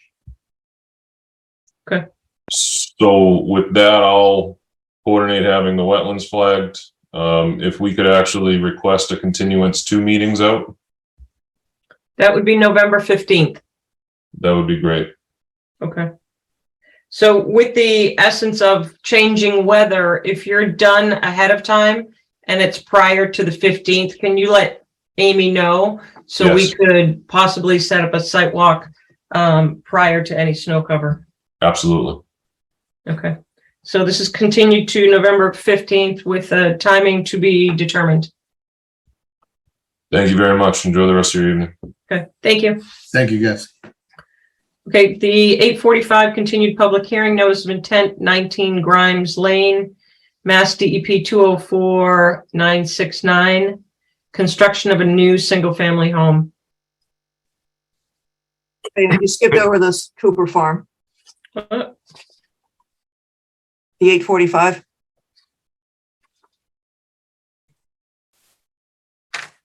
Not on the agenda I'm looking at either, so you must have sent out an updated agenda. Yep, sorry. The one I have goes right to 845, 19 Grimes Lane, so Okay, whoever then has fine. the updated one.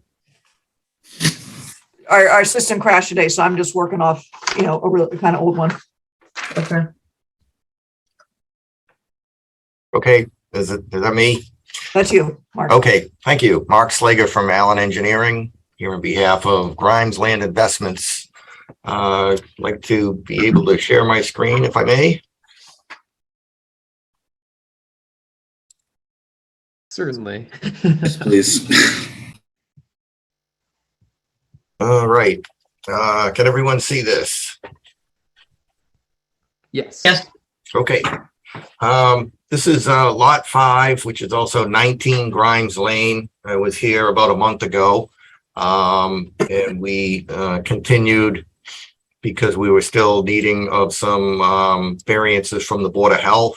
Those variances, basically for side sloping within 10 feet of a lot line, have been granted.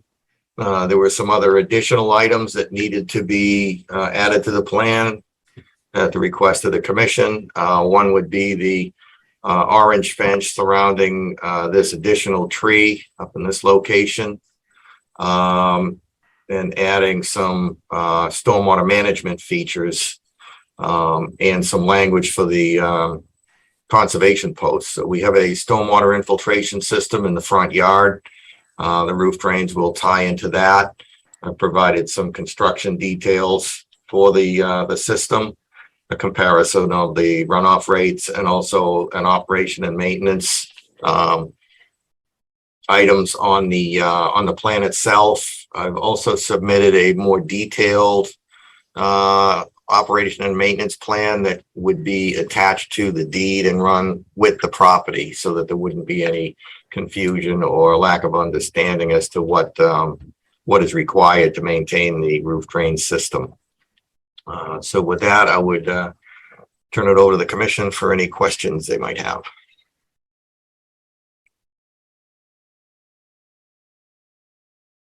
Any commissioners have questions?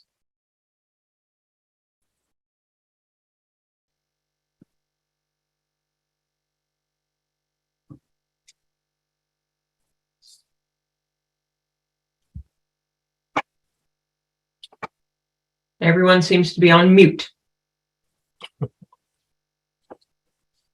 I'm all set with this one, sir. Yeah, same here. He had addressed the comments and concerns that we had a few meetings ago. Amy, anything else we need to know?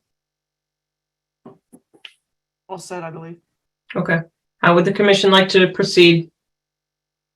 Give you a motion, sir. Okay. Would you like to make one for 19 Sure. Grimes Lane? Move to issue an order of conditions for 19 Grimes Lane, Mass DEP file number 2040969. Okay, thank you. Do we have a second for that? Second. I didn't hear. Second. Okay, thank you. Did I need to move to close the public hearing and issue an order of conditions? Okay. A quick learner. No, not at all, but. Okay, would we like to do a vote for that, please? Roll Closing and call issuing. So Andrew? Kyle. Oh, sorry. All those in favor or roll call vote. Kyle, Kyle Maxfield, aye. Chase, Just Carvey guy. Brian, Ryan Crowley, aye. Sarah, Sarah Seward, aye. Carl, Tom Melberg, aye. and myself, aye. It's unanimous. Okay. Okay. Thank you. Following up on that, the next continued hearing, notice of intent 27 Grimes Lane, Mass DEP 204-0970, construction of a new single family home. Mark again? Yes, that's me again. I'd like to share my screen again. Yes, thank you. Okay, this is another one that was continued from about a month ago. We were waiting for not only some variances for the septic system, but also to install a well in the front of the lot. The application for the well was denied, so we will be extending town water from the intersection of Spruce and Grimes Lane down the street and then into the front of the site. We've also added the conservation posts along with the language that the post should read. And then also some stormwater management features. The stormwater management roof drain system, roof drain infiltration system, the only place it could go would be in the front of the house. There's an existing tree there. Unfortunately, I don't know what kind it is, but that needs to be removed.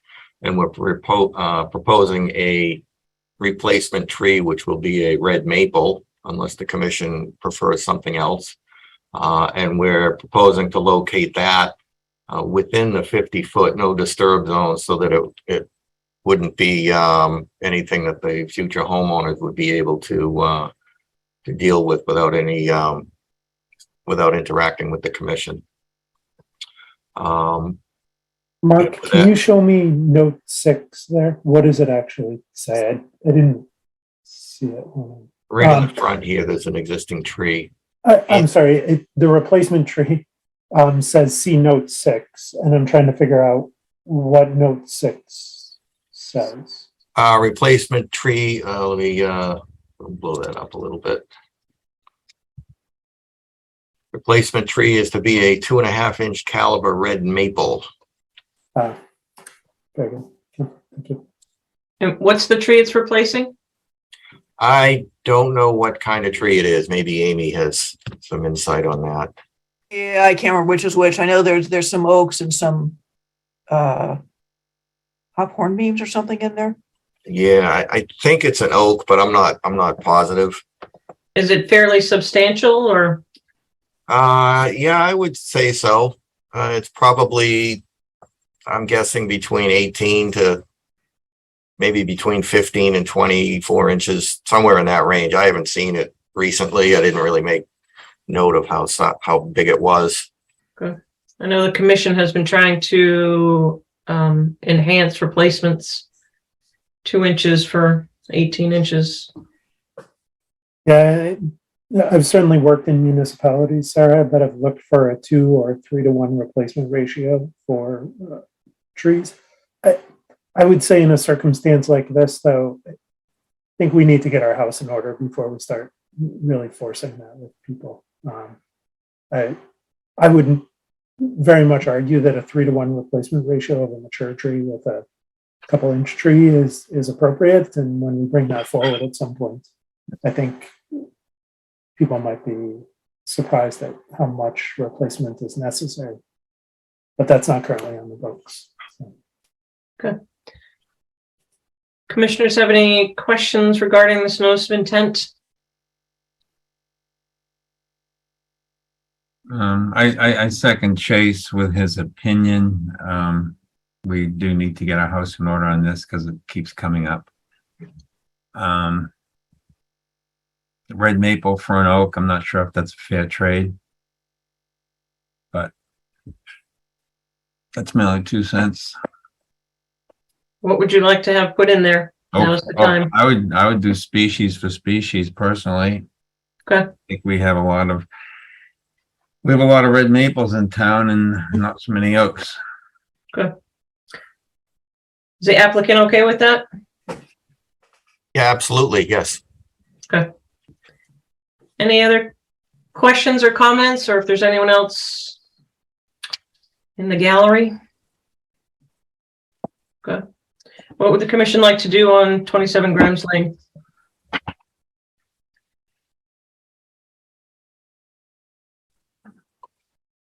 I'll move that the Conservation Commission issues an order of condition for 27 Grimes Lane, Mass DEP file number 2040970, and close the public hearing. Do we have a second? Second. All right, roll call vote. Chase. Chase Fairweather. Sarah. Sarah Seward, aye. Carl. Carl Melber guy. Kyle? That's with the condition of the oak tree being in, right? Sorry. Yes. Instead of maybe. So Kyle Maxwell, aye. Brian? And Crowley, aye. Myself, aye. It's unanimous. Okay. Thank you, Okay. Mark, on both of those. Thank you. Approaching the 9 o'clock continued Cooper Farm request for certificate of compliance.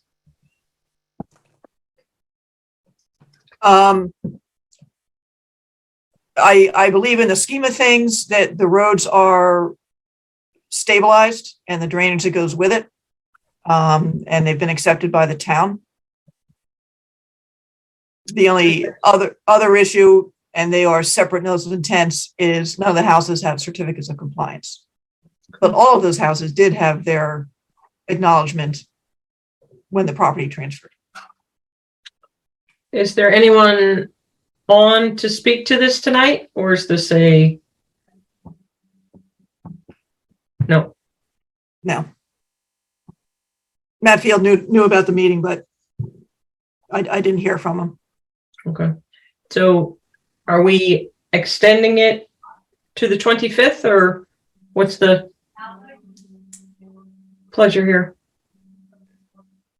Well, they are, the roadway one is 204, 833 or something.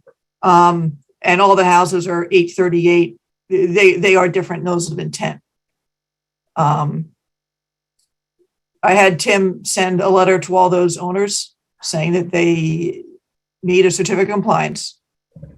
And whether or not they pay for it or the developer pays for it, which in some cases was a Fields, in some cases was, I think Doug Shaw had one, and I think somebody else had one. And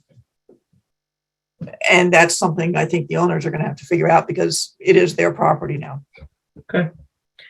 So it sounds as like we still have to figure this out. The houses, yes. And not for 833, right? Because 833 Right. I believe 833 is set for a certificate. Okay. I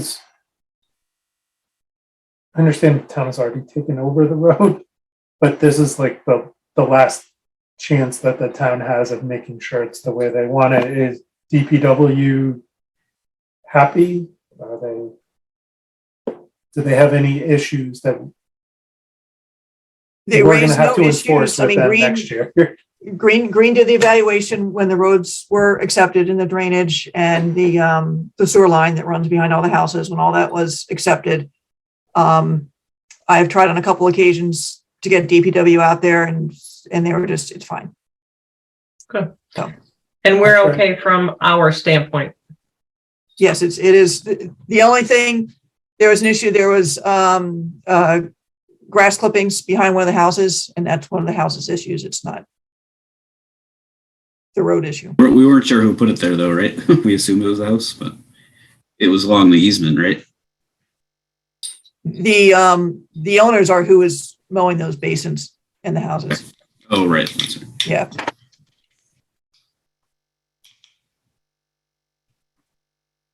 Sorry, I'd be comfortable just closing this out. Okay. It's just Yep. I think we're having some internet challenges tonight. Okay. Okay. Would you like to make a motion? Sure. Move to close the public hearing and issue a certificate, to issue a certificate of compliance for Mass DEP file number 204-833 for Cooper Farm Estates. Okay. Do we have a second? Second. Okay.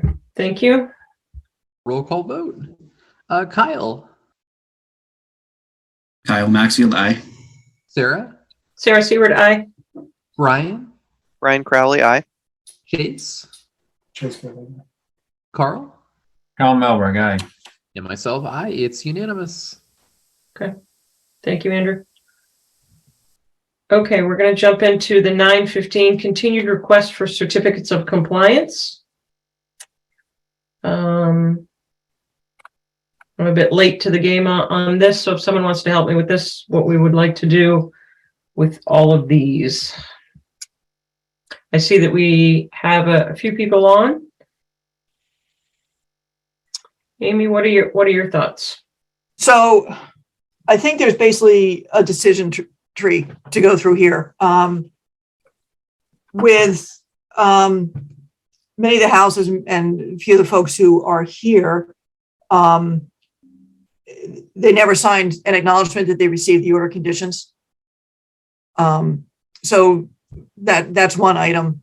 Some of the houses have work, probably because they didn't know they were near a wetland, such as a patio or a deck, that never got a permit. And there was one slightly more egregious where they widened the driveway, and one Brian and I think we're still trying to figure out, was it 3 Fir, whether the house matched the 2018 plan or not. Okay. So I don't know how you would like to proceed with that. And If you would want to may issue a have- certificate of compliance, especially for some of the houses. And they need to put some signage up on Fir Lane, without the acknowledgements being signed, sealed, and submitted to me. Commission members, what are your thoughts? We've had this discussion before that we felt as though developers have their obligations, owners have theirs as well, that there should be some kind of paper trail going forward through here as well. I mean, I don't think we issue a COC for any of these until two things are true. One, we have documentation that the developer has informed the, in this case, new property owners, I suppose, in all this, of the order of conditions, and it's in compliance with that order of conditions. And we can sort of check those off by one on a file number basis, but anything that doesn't explicitly fit those, we set aside until the developer, the homeowner, clears it. Okay. What are the, I'm in support of that. What are the other commissioners feel, or if they have a different strategy that they'd like to attack this, because there are quite a few. I agree with Chase's lead.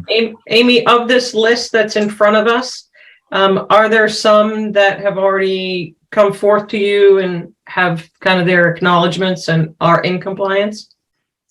I have received 2 acknowledgements, I believe, and I think just coincidentally, Dave Guthrie was also collecting them. So I'm not sure, Brian, if you know who may have submitted.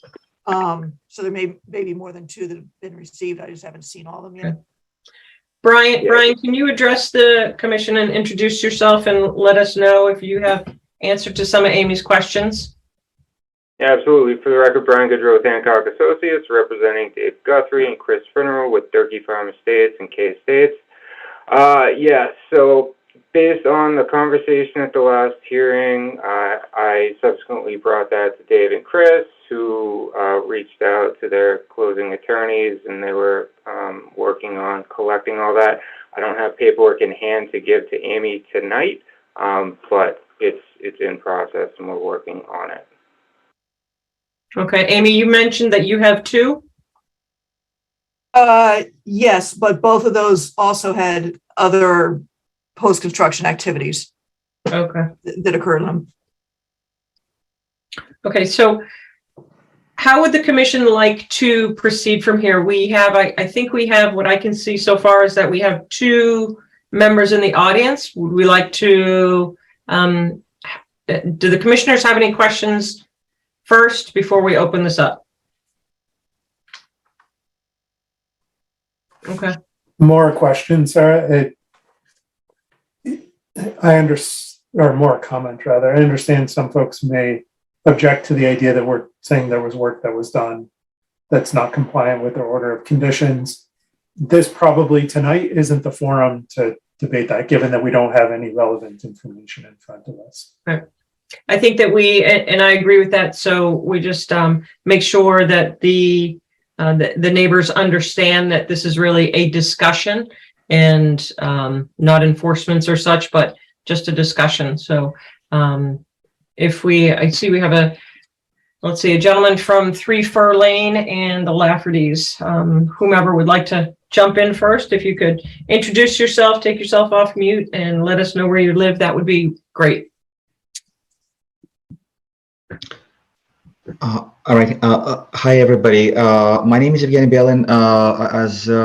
As my caption says, I live at 3 Fur Lane, one of the houses out there. So yeah, what happened is we actually we weren't really we didn't know any. Turns out that half of our house is built on top of the 50-foot no disturbance zone. 100. Like, huh? 100. 100, right, Yeah. right. I'm sorry. It's 50 to the buffer, right? So 100 buffer zone. Yeah, we kind of like, we didn't know that. Well, I mean, it was buried somewhere in the documentation, but we were not aware. Personally, we did, in 2020, we did do a patio and a fenced area for our dog. Yeah, we hired a company. My picture froze. Can people hear me? Yeah, we can hear you fine. Oh, all right, cool. Let me turn off, I guess, the video. It probably. All right. Yeah. So we had this work done. Yeah, we hired companies, and we just weren't aware that we needed to request permits for the work done. Prior to that, we actually had two trees hanging over the house, leaning into the house where the bedroom, kids' bedrooms are. So we did it, like the tree company that we hired. They asked us. Oh, that was the first thing they asked. Like, do you have a permission? I'm like, okay, no, we don't. And then I contacted Amy. Brought the pictures, and everything was done with accordance to the law. But we just, we didn't know that we needed to get permits for any work. I don't know, that's all, Craig. Yep, and we appreciate you sharing that with us. Would the Laffertys like to introduce yourself? Yep. Hi, everyone. Craig and Kristen. Hi. 5 Fur Lane, neighbors with Evgeny. We're in the same boat. We did a patio as well, a little fire pit, in 2020 during the pandemic, right? Yeah. And just didn't know that there was any stipulation on distance to the line, the border. So just didn't know about it, and then received the letter, right? We just got something from Brian's group representing Chris Mineral.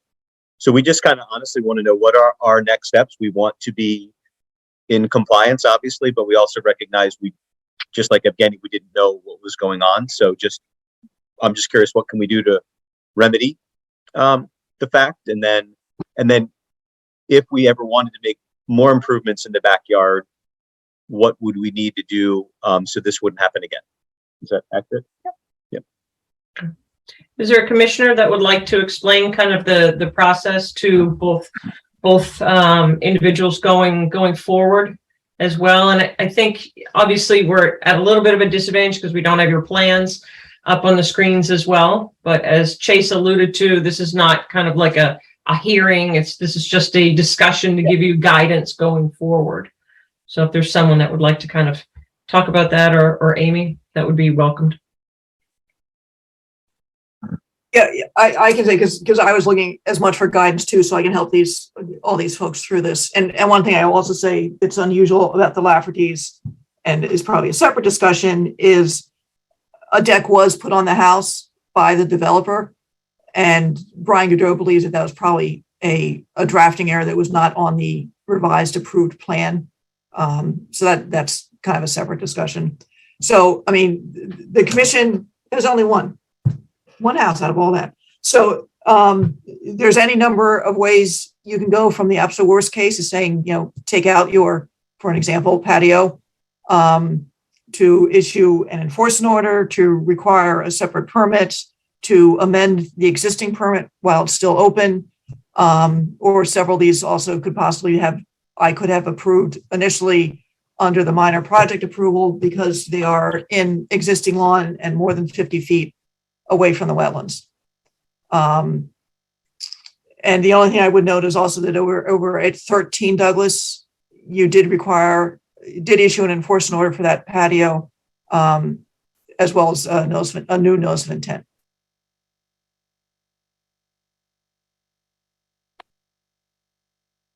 So Okay.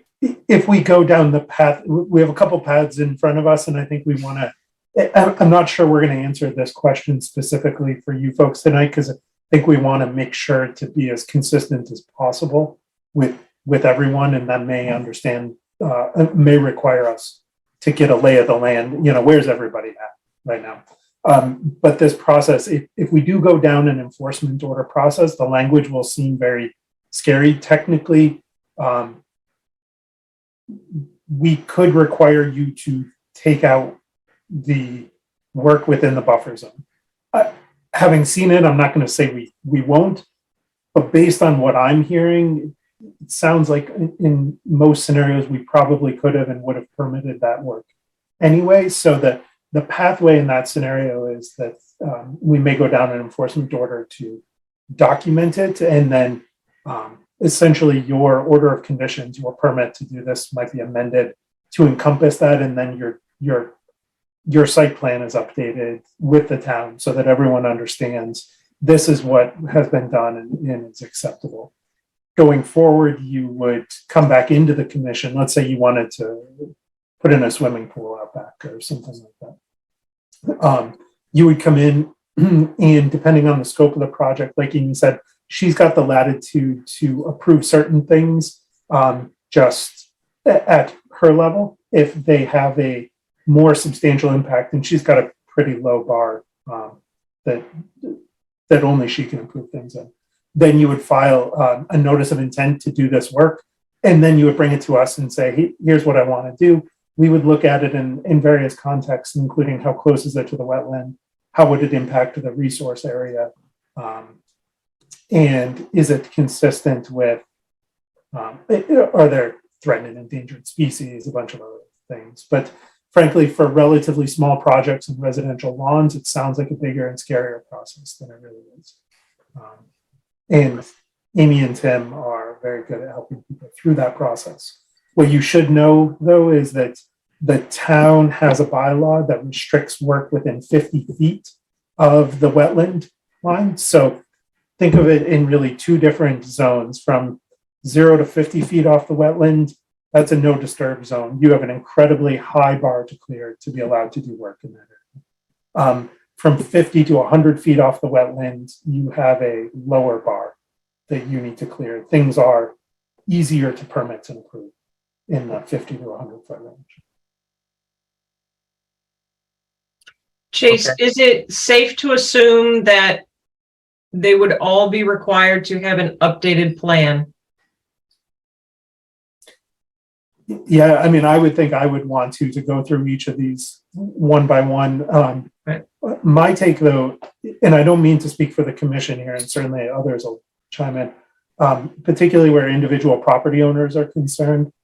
I'm not of the opinion that something like a patio or something that can simply be reasonably measured off of a structure needs to go to an engineer, and you need to necessarily pay an engineer to show it all.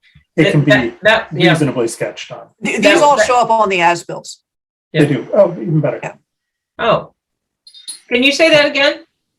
All of that's the reason we know. I know about these is that they all showed up on the as-bills that Hancock submitted. Okay. Less work for Brian.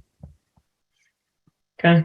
Now, Brian and I have been discussing this for a while. I said, I can't determine if there's enforcement orders back there until they do the as-bills. So, right. Okay.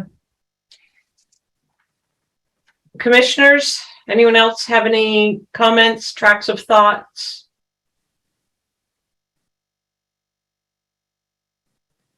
If you support, yes. You have a question for Amy regarding that nice table, the master list that you sent out. Is it one of these properties that the house isn't what was approved? Yeah, that was 3 Fir. And there was actually 2 of them, and Brian pointed out that there had been an improvement, so that one got taken off the list. And so I'm Brian, just curious how significant. Do you want to let Brian address that? Yeah, so on, you have 3 Fir that you can throw up on the screen by any chance, Brian? yeah, let me grab the as-built.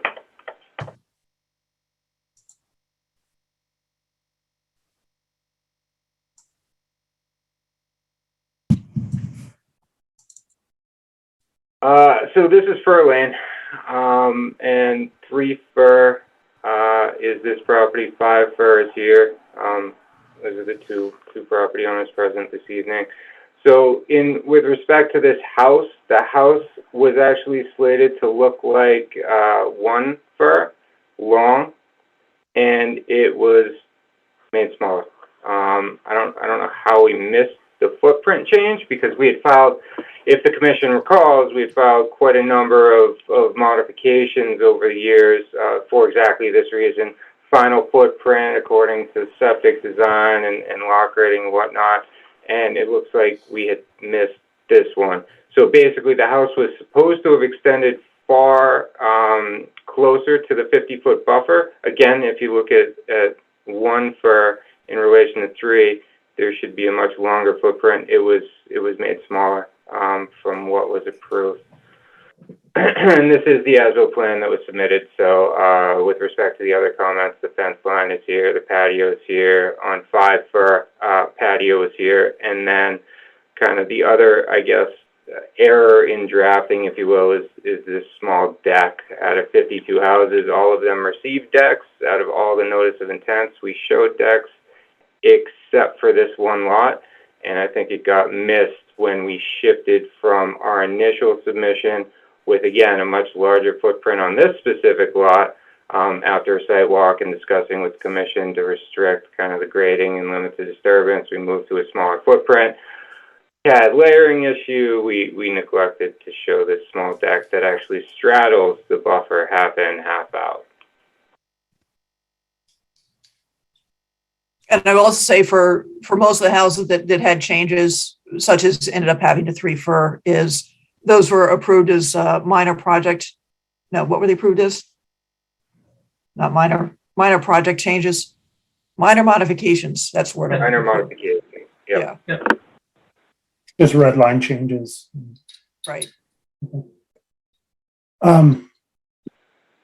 Brian, I think we're going to need to probably look at 3 Fir again. Can you, next time we meet, overlay the proposed with the actual? Sure.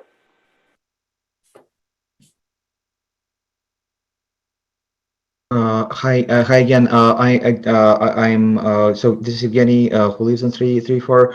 Is anything required of like, can we help in any way? Me or my spouse, Polina?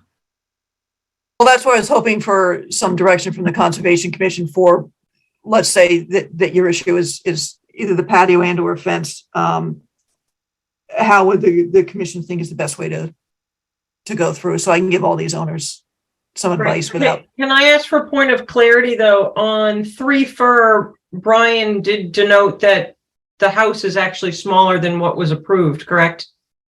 Correct. Okay, so that may be a modification. Yes. When you look at the collective work that's been done. So I think each individually will have to just figure out one by one. What I could suggest is on Fir, because this is all one notice of intent, and I need to clear this obviously with the applicant, Dave and Chris. We just get the modification for what's out there that's represented on the as-built plan, which would pick up this fence, this patio, and the footprint change on 3, and on 5 it would be the patio and the deck.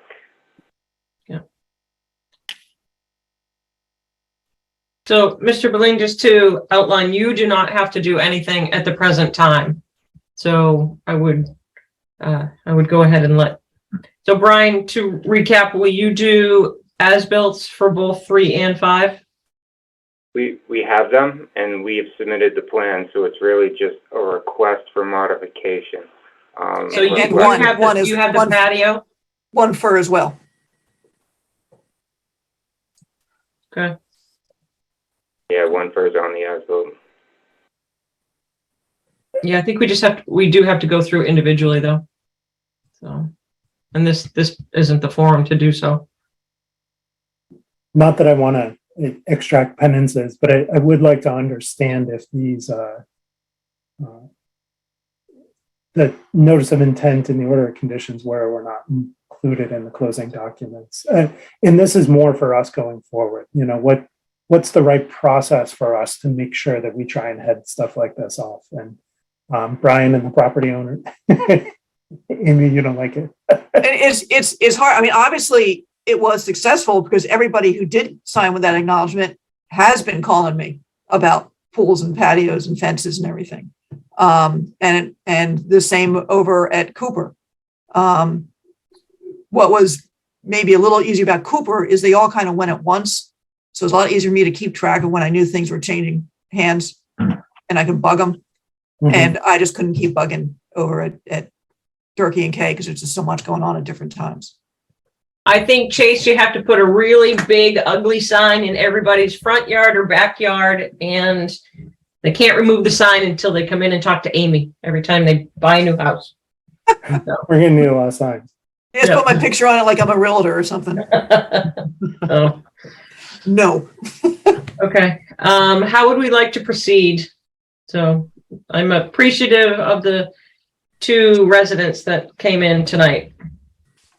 Yeah, I think just to clarify to the Laffertys, they also don't need to be doing anything at the current time, right? I know we said that to Mr. Blind, but make sure that the Laffertys are aware they're in the same position.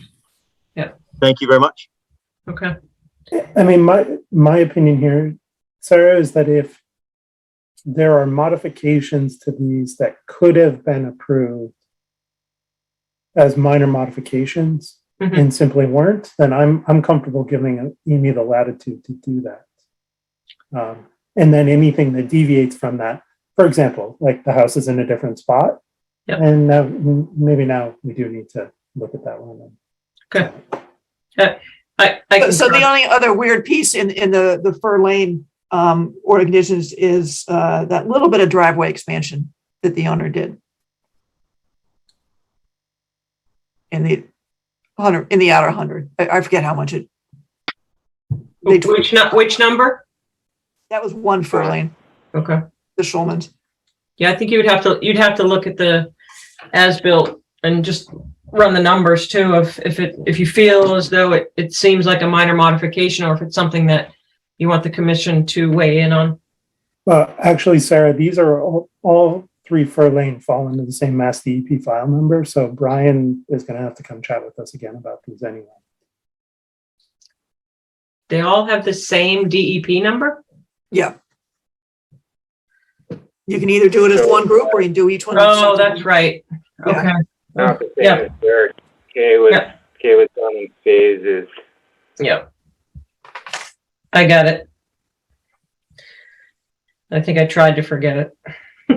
Okay.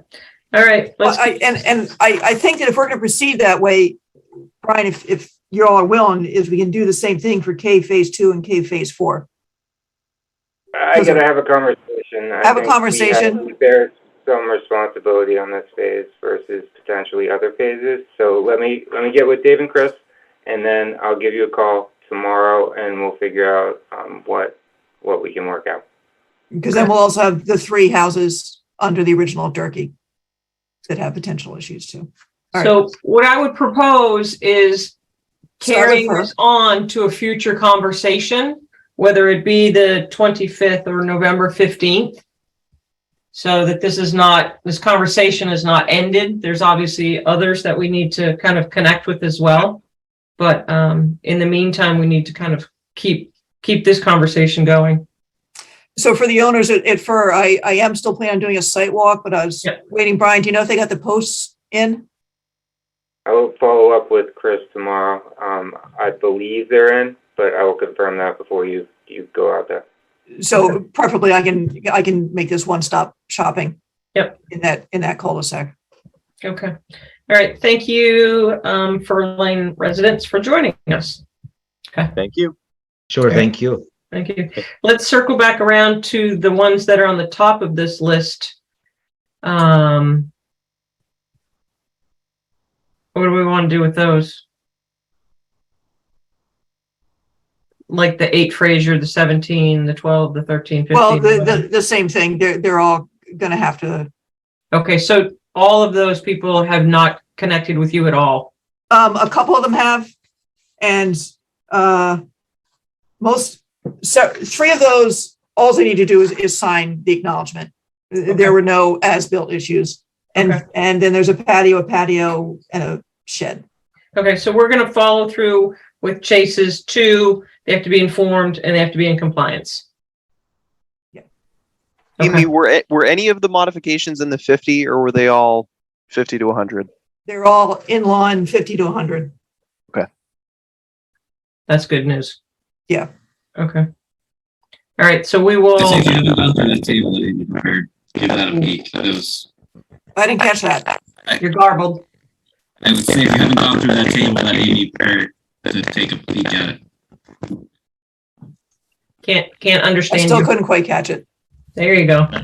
I think he said we should go through the table that Amy prepared. And take a look.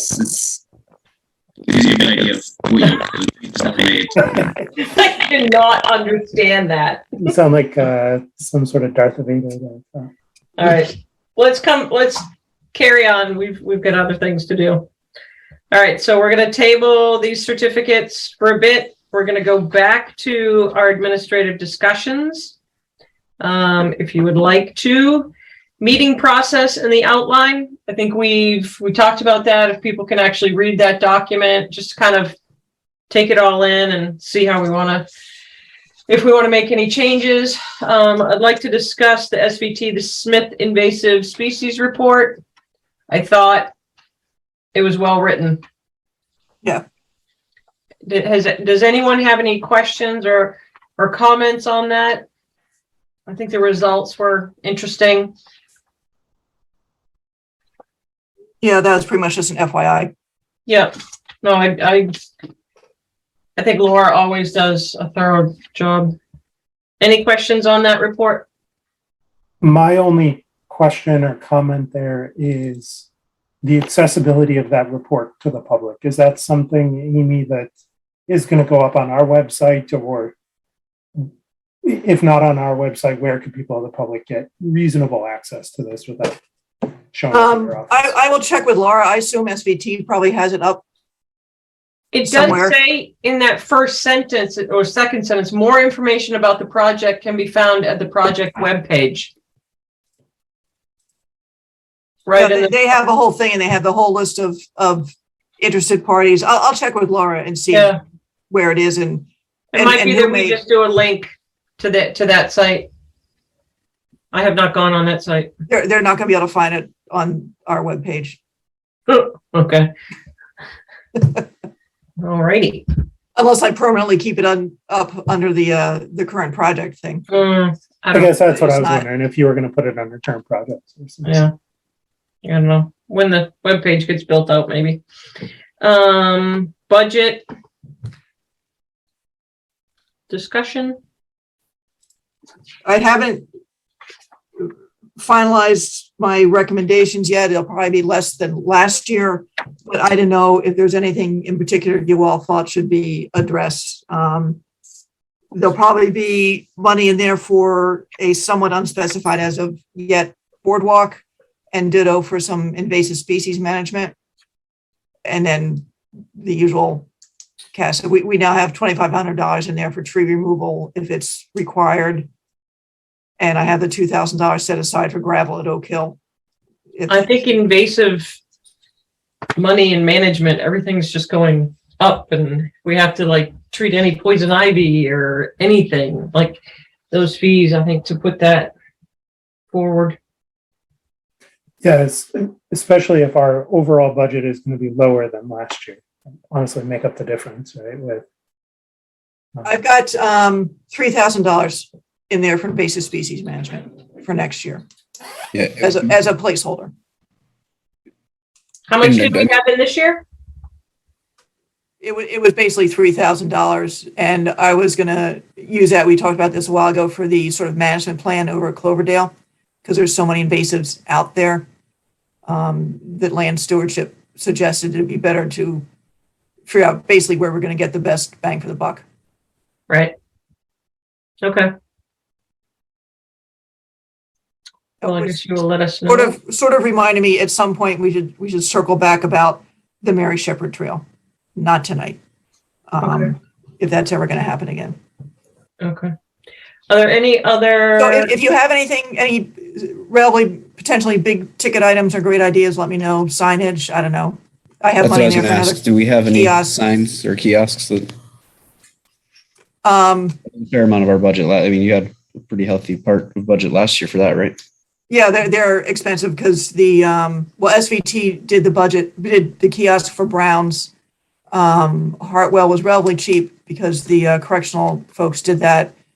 And we need some sort of kiosk down at Town Forest at probably the far end, the Balsam end of things. Okay. But I have a bunch of other stuff to mention if you guys can hang in there for a second. Let's do it. Can I jump in with one other thing that might be relevant to the budget, or at least in terms of expanding the budget? I was contacted by a property owner, the Webster property, and off of Bulkley. So 30 or so acres off of that. Is there's a potential that comes forward as something that the town could acquire in the coming year or maybe two? Is there anything that we can put in the budget that would help support us in terms of applying for grants, grant writer or anything like that would align? I mean, that is, it's a nice property. I walked it with Lyle and with SVT, and Gary was there too, but I'm not sure it rises to something that's going to win a proposal, a grant. There's no connectivity, endangered species. Yeah, so it's a tough. It might be a tough sell. I should circle back with SVT and see what their thoughts were. They like the property. I'm not sure again what their thoughts might be on it. I guess as you're working through the budget, if you see an opportunity for whether it's that property or another one that we need some external support to help go through grant acquisition processes. Yeah. I don't know exactly what that would be then. But. We do still have the Oak Hill, which is now the Oak Hill Stabilization Fund, which has about $160,000 in it, that we can use towards that sort of thing. We can also, if we, for instance, need to get an appraisal, assuming the timing, we go to CPC for that. Speaking of which, where'd Andrew go? Okay. All right. And you want to try and offer up some of your other administrative things, Amy? Yeah, we, and this is an example of something that was in the budget last year. We paid for someone to do the baseline documentation report for the Williams conservation restriction, because otherwise it was never going to get done. And LCT paid for half that. If you're all amenable, I was just going to sign off on the baseline report. That works for me. Gee, a bunch of signs for Andrew, but he left. The that was his too. The Bumblebee bench, there's $50 sitting in an account. Oops, there he is. There's $50 sitting in an account for the Peter Tierney bench at Bumblebee. I think half of it's Andrew's and half of it's mine. Okay, I actually thought it might be all Andrew's. So I don't know if you still want to move ahead with that or if I can get that money refunded to you guys. Speaking of Peter, actually, this month, it's kind of been my goal to get his signs replaced because his grandson's actually getting married up at Bumblebee. Yep. I think later on this month. So I don't know if maybe we could use that money to put up some really nice signs. I know it's kind of not in the bench I think it's a great idea. Yeah, we'll get them some new signs because the ones that we've had up there, they're about 7 years old now and they're splintering, they're faded. You can't really read them. So I think to put those up in time for the wedding would be fantastic. Great, do it. So Isn't that wedding like really soon? Yeah, I thought it was sometime this month, right? So if we have a Have 100 fun, Andrew. I'd be happy to get into contact with a sign maker and see if we can pump something out before the wedding. That would be great.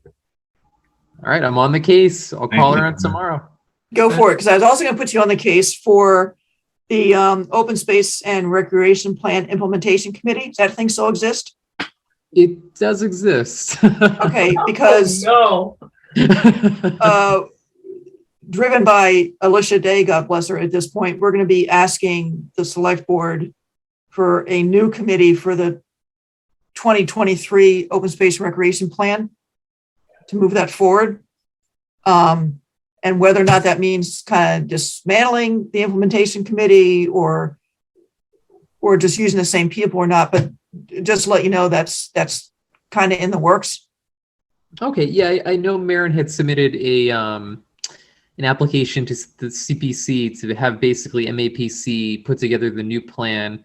So it won't really be as much committee heavy lifting from what I understand. Yes. But yeah, I'm willing to help out with the process any way that they anything they need. And it likely might not be MAPC. Oh, really? Yeah, but there is $30,000. Apparently, there was not everyone was happy with MAPC's efforts last time around. Interesting. I But- wonder who. And there's Rec is also has, I believe, if I was hearing her correctly, another $30,000 to do a statistically valid survey. For in part the OSRP, but for them. And I said, can you sneak in some questions in there about conservation? So hopefully they can do that lifting on there too. Oh, great. And as long as you're back, the Long Lake Park dogs on the leash sign. Oh, yes, I completely. I will look into that this week as well and see how we're gonna hang those new ones. I think Jim might have some ideas, and I think is Saul Marini the other steward up there? Yep. He's probably willing to help out. Oh, perfect. And on the Bumblebee bench, someone asked about putting a bench in Bumblebee as a memorial for, I can't remember who, which I don't believe we've been asked before. Is there any, I told her she'd have to come in for a land use permit. Yeah. Do we know who the person is that they want to name the bench after? I can't remember. Well, that's fine. We can talk about it the next Yeah, time. I'll have her come in the next time around and talk about it.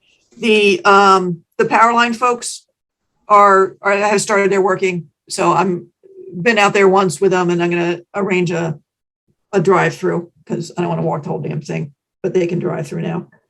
Is that on schedule? I thought that was going to start earlier. I was just about to ask the same thing. Like they sure as hell wasted all 2 or 3 months. Really Right. nice I dry thought weather. this was Well, like, they've been working in other towns. They're only just getting to Littleton. okay. So that might be part of it. And they are not going to have to cross that stream. Right. Yeah. That's awesome. That's awesome. Landscaping in the 50-foot no disturb area.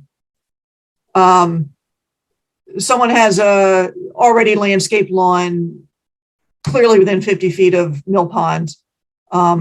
It's a little bit terraced and some steps, and it needs redoing. Is that going to be a just like forget it? It will improve the conditions.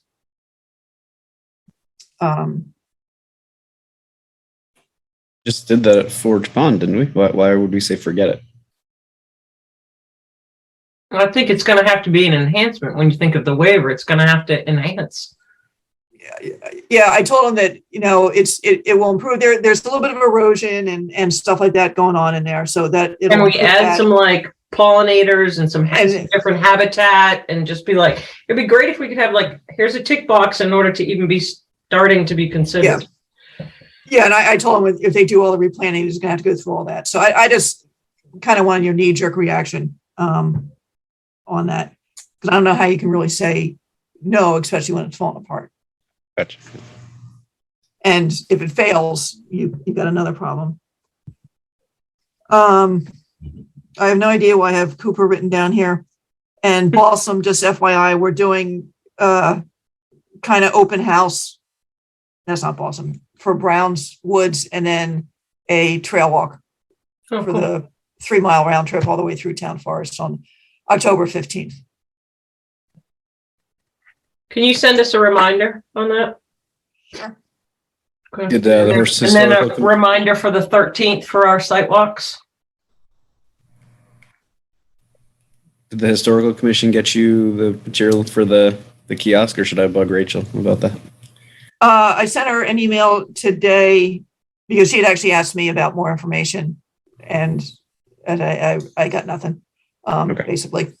And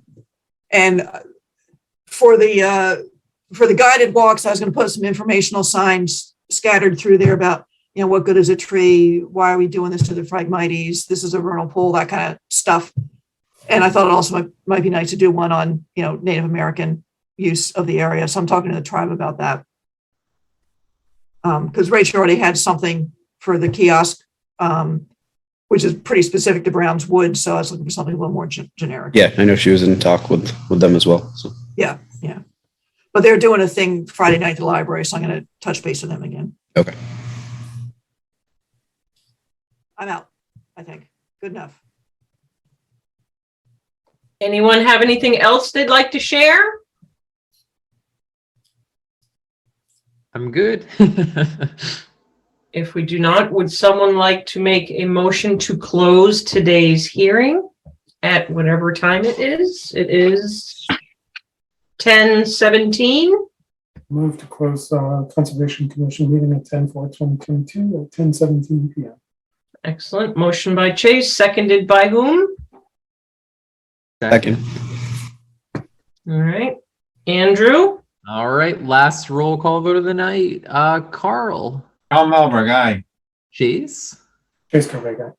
Kyle. Kyle Maxfield, aye. Brian. Ryan Crowley, aye. Sarah. Sarah Seward, aye. Myself, aye. It's unanimous. We're closed. I can hear the rain pitter patter. Yeah. Good night, everybody. Okay. Good night. Night.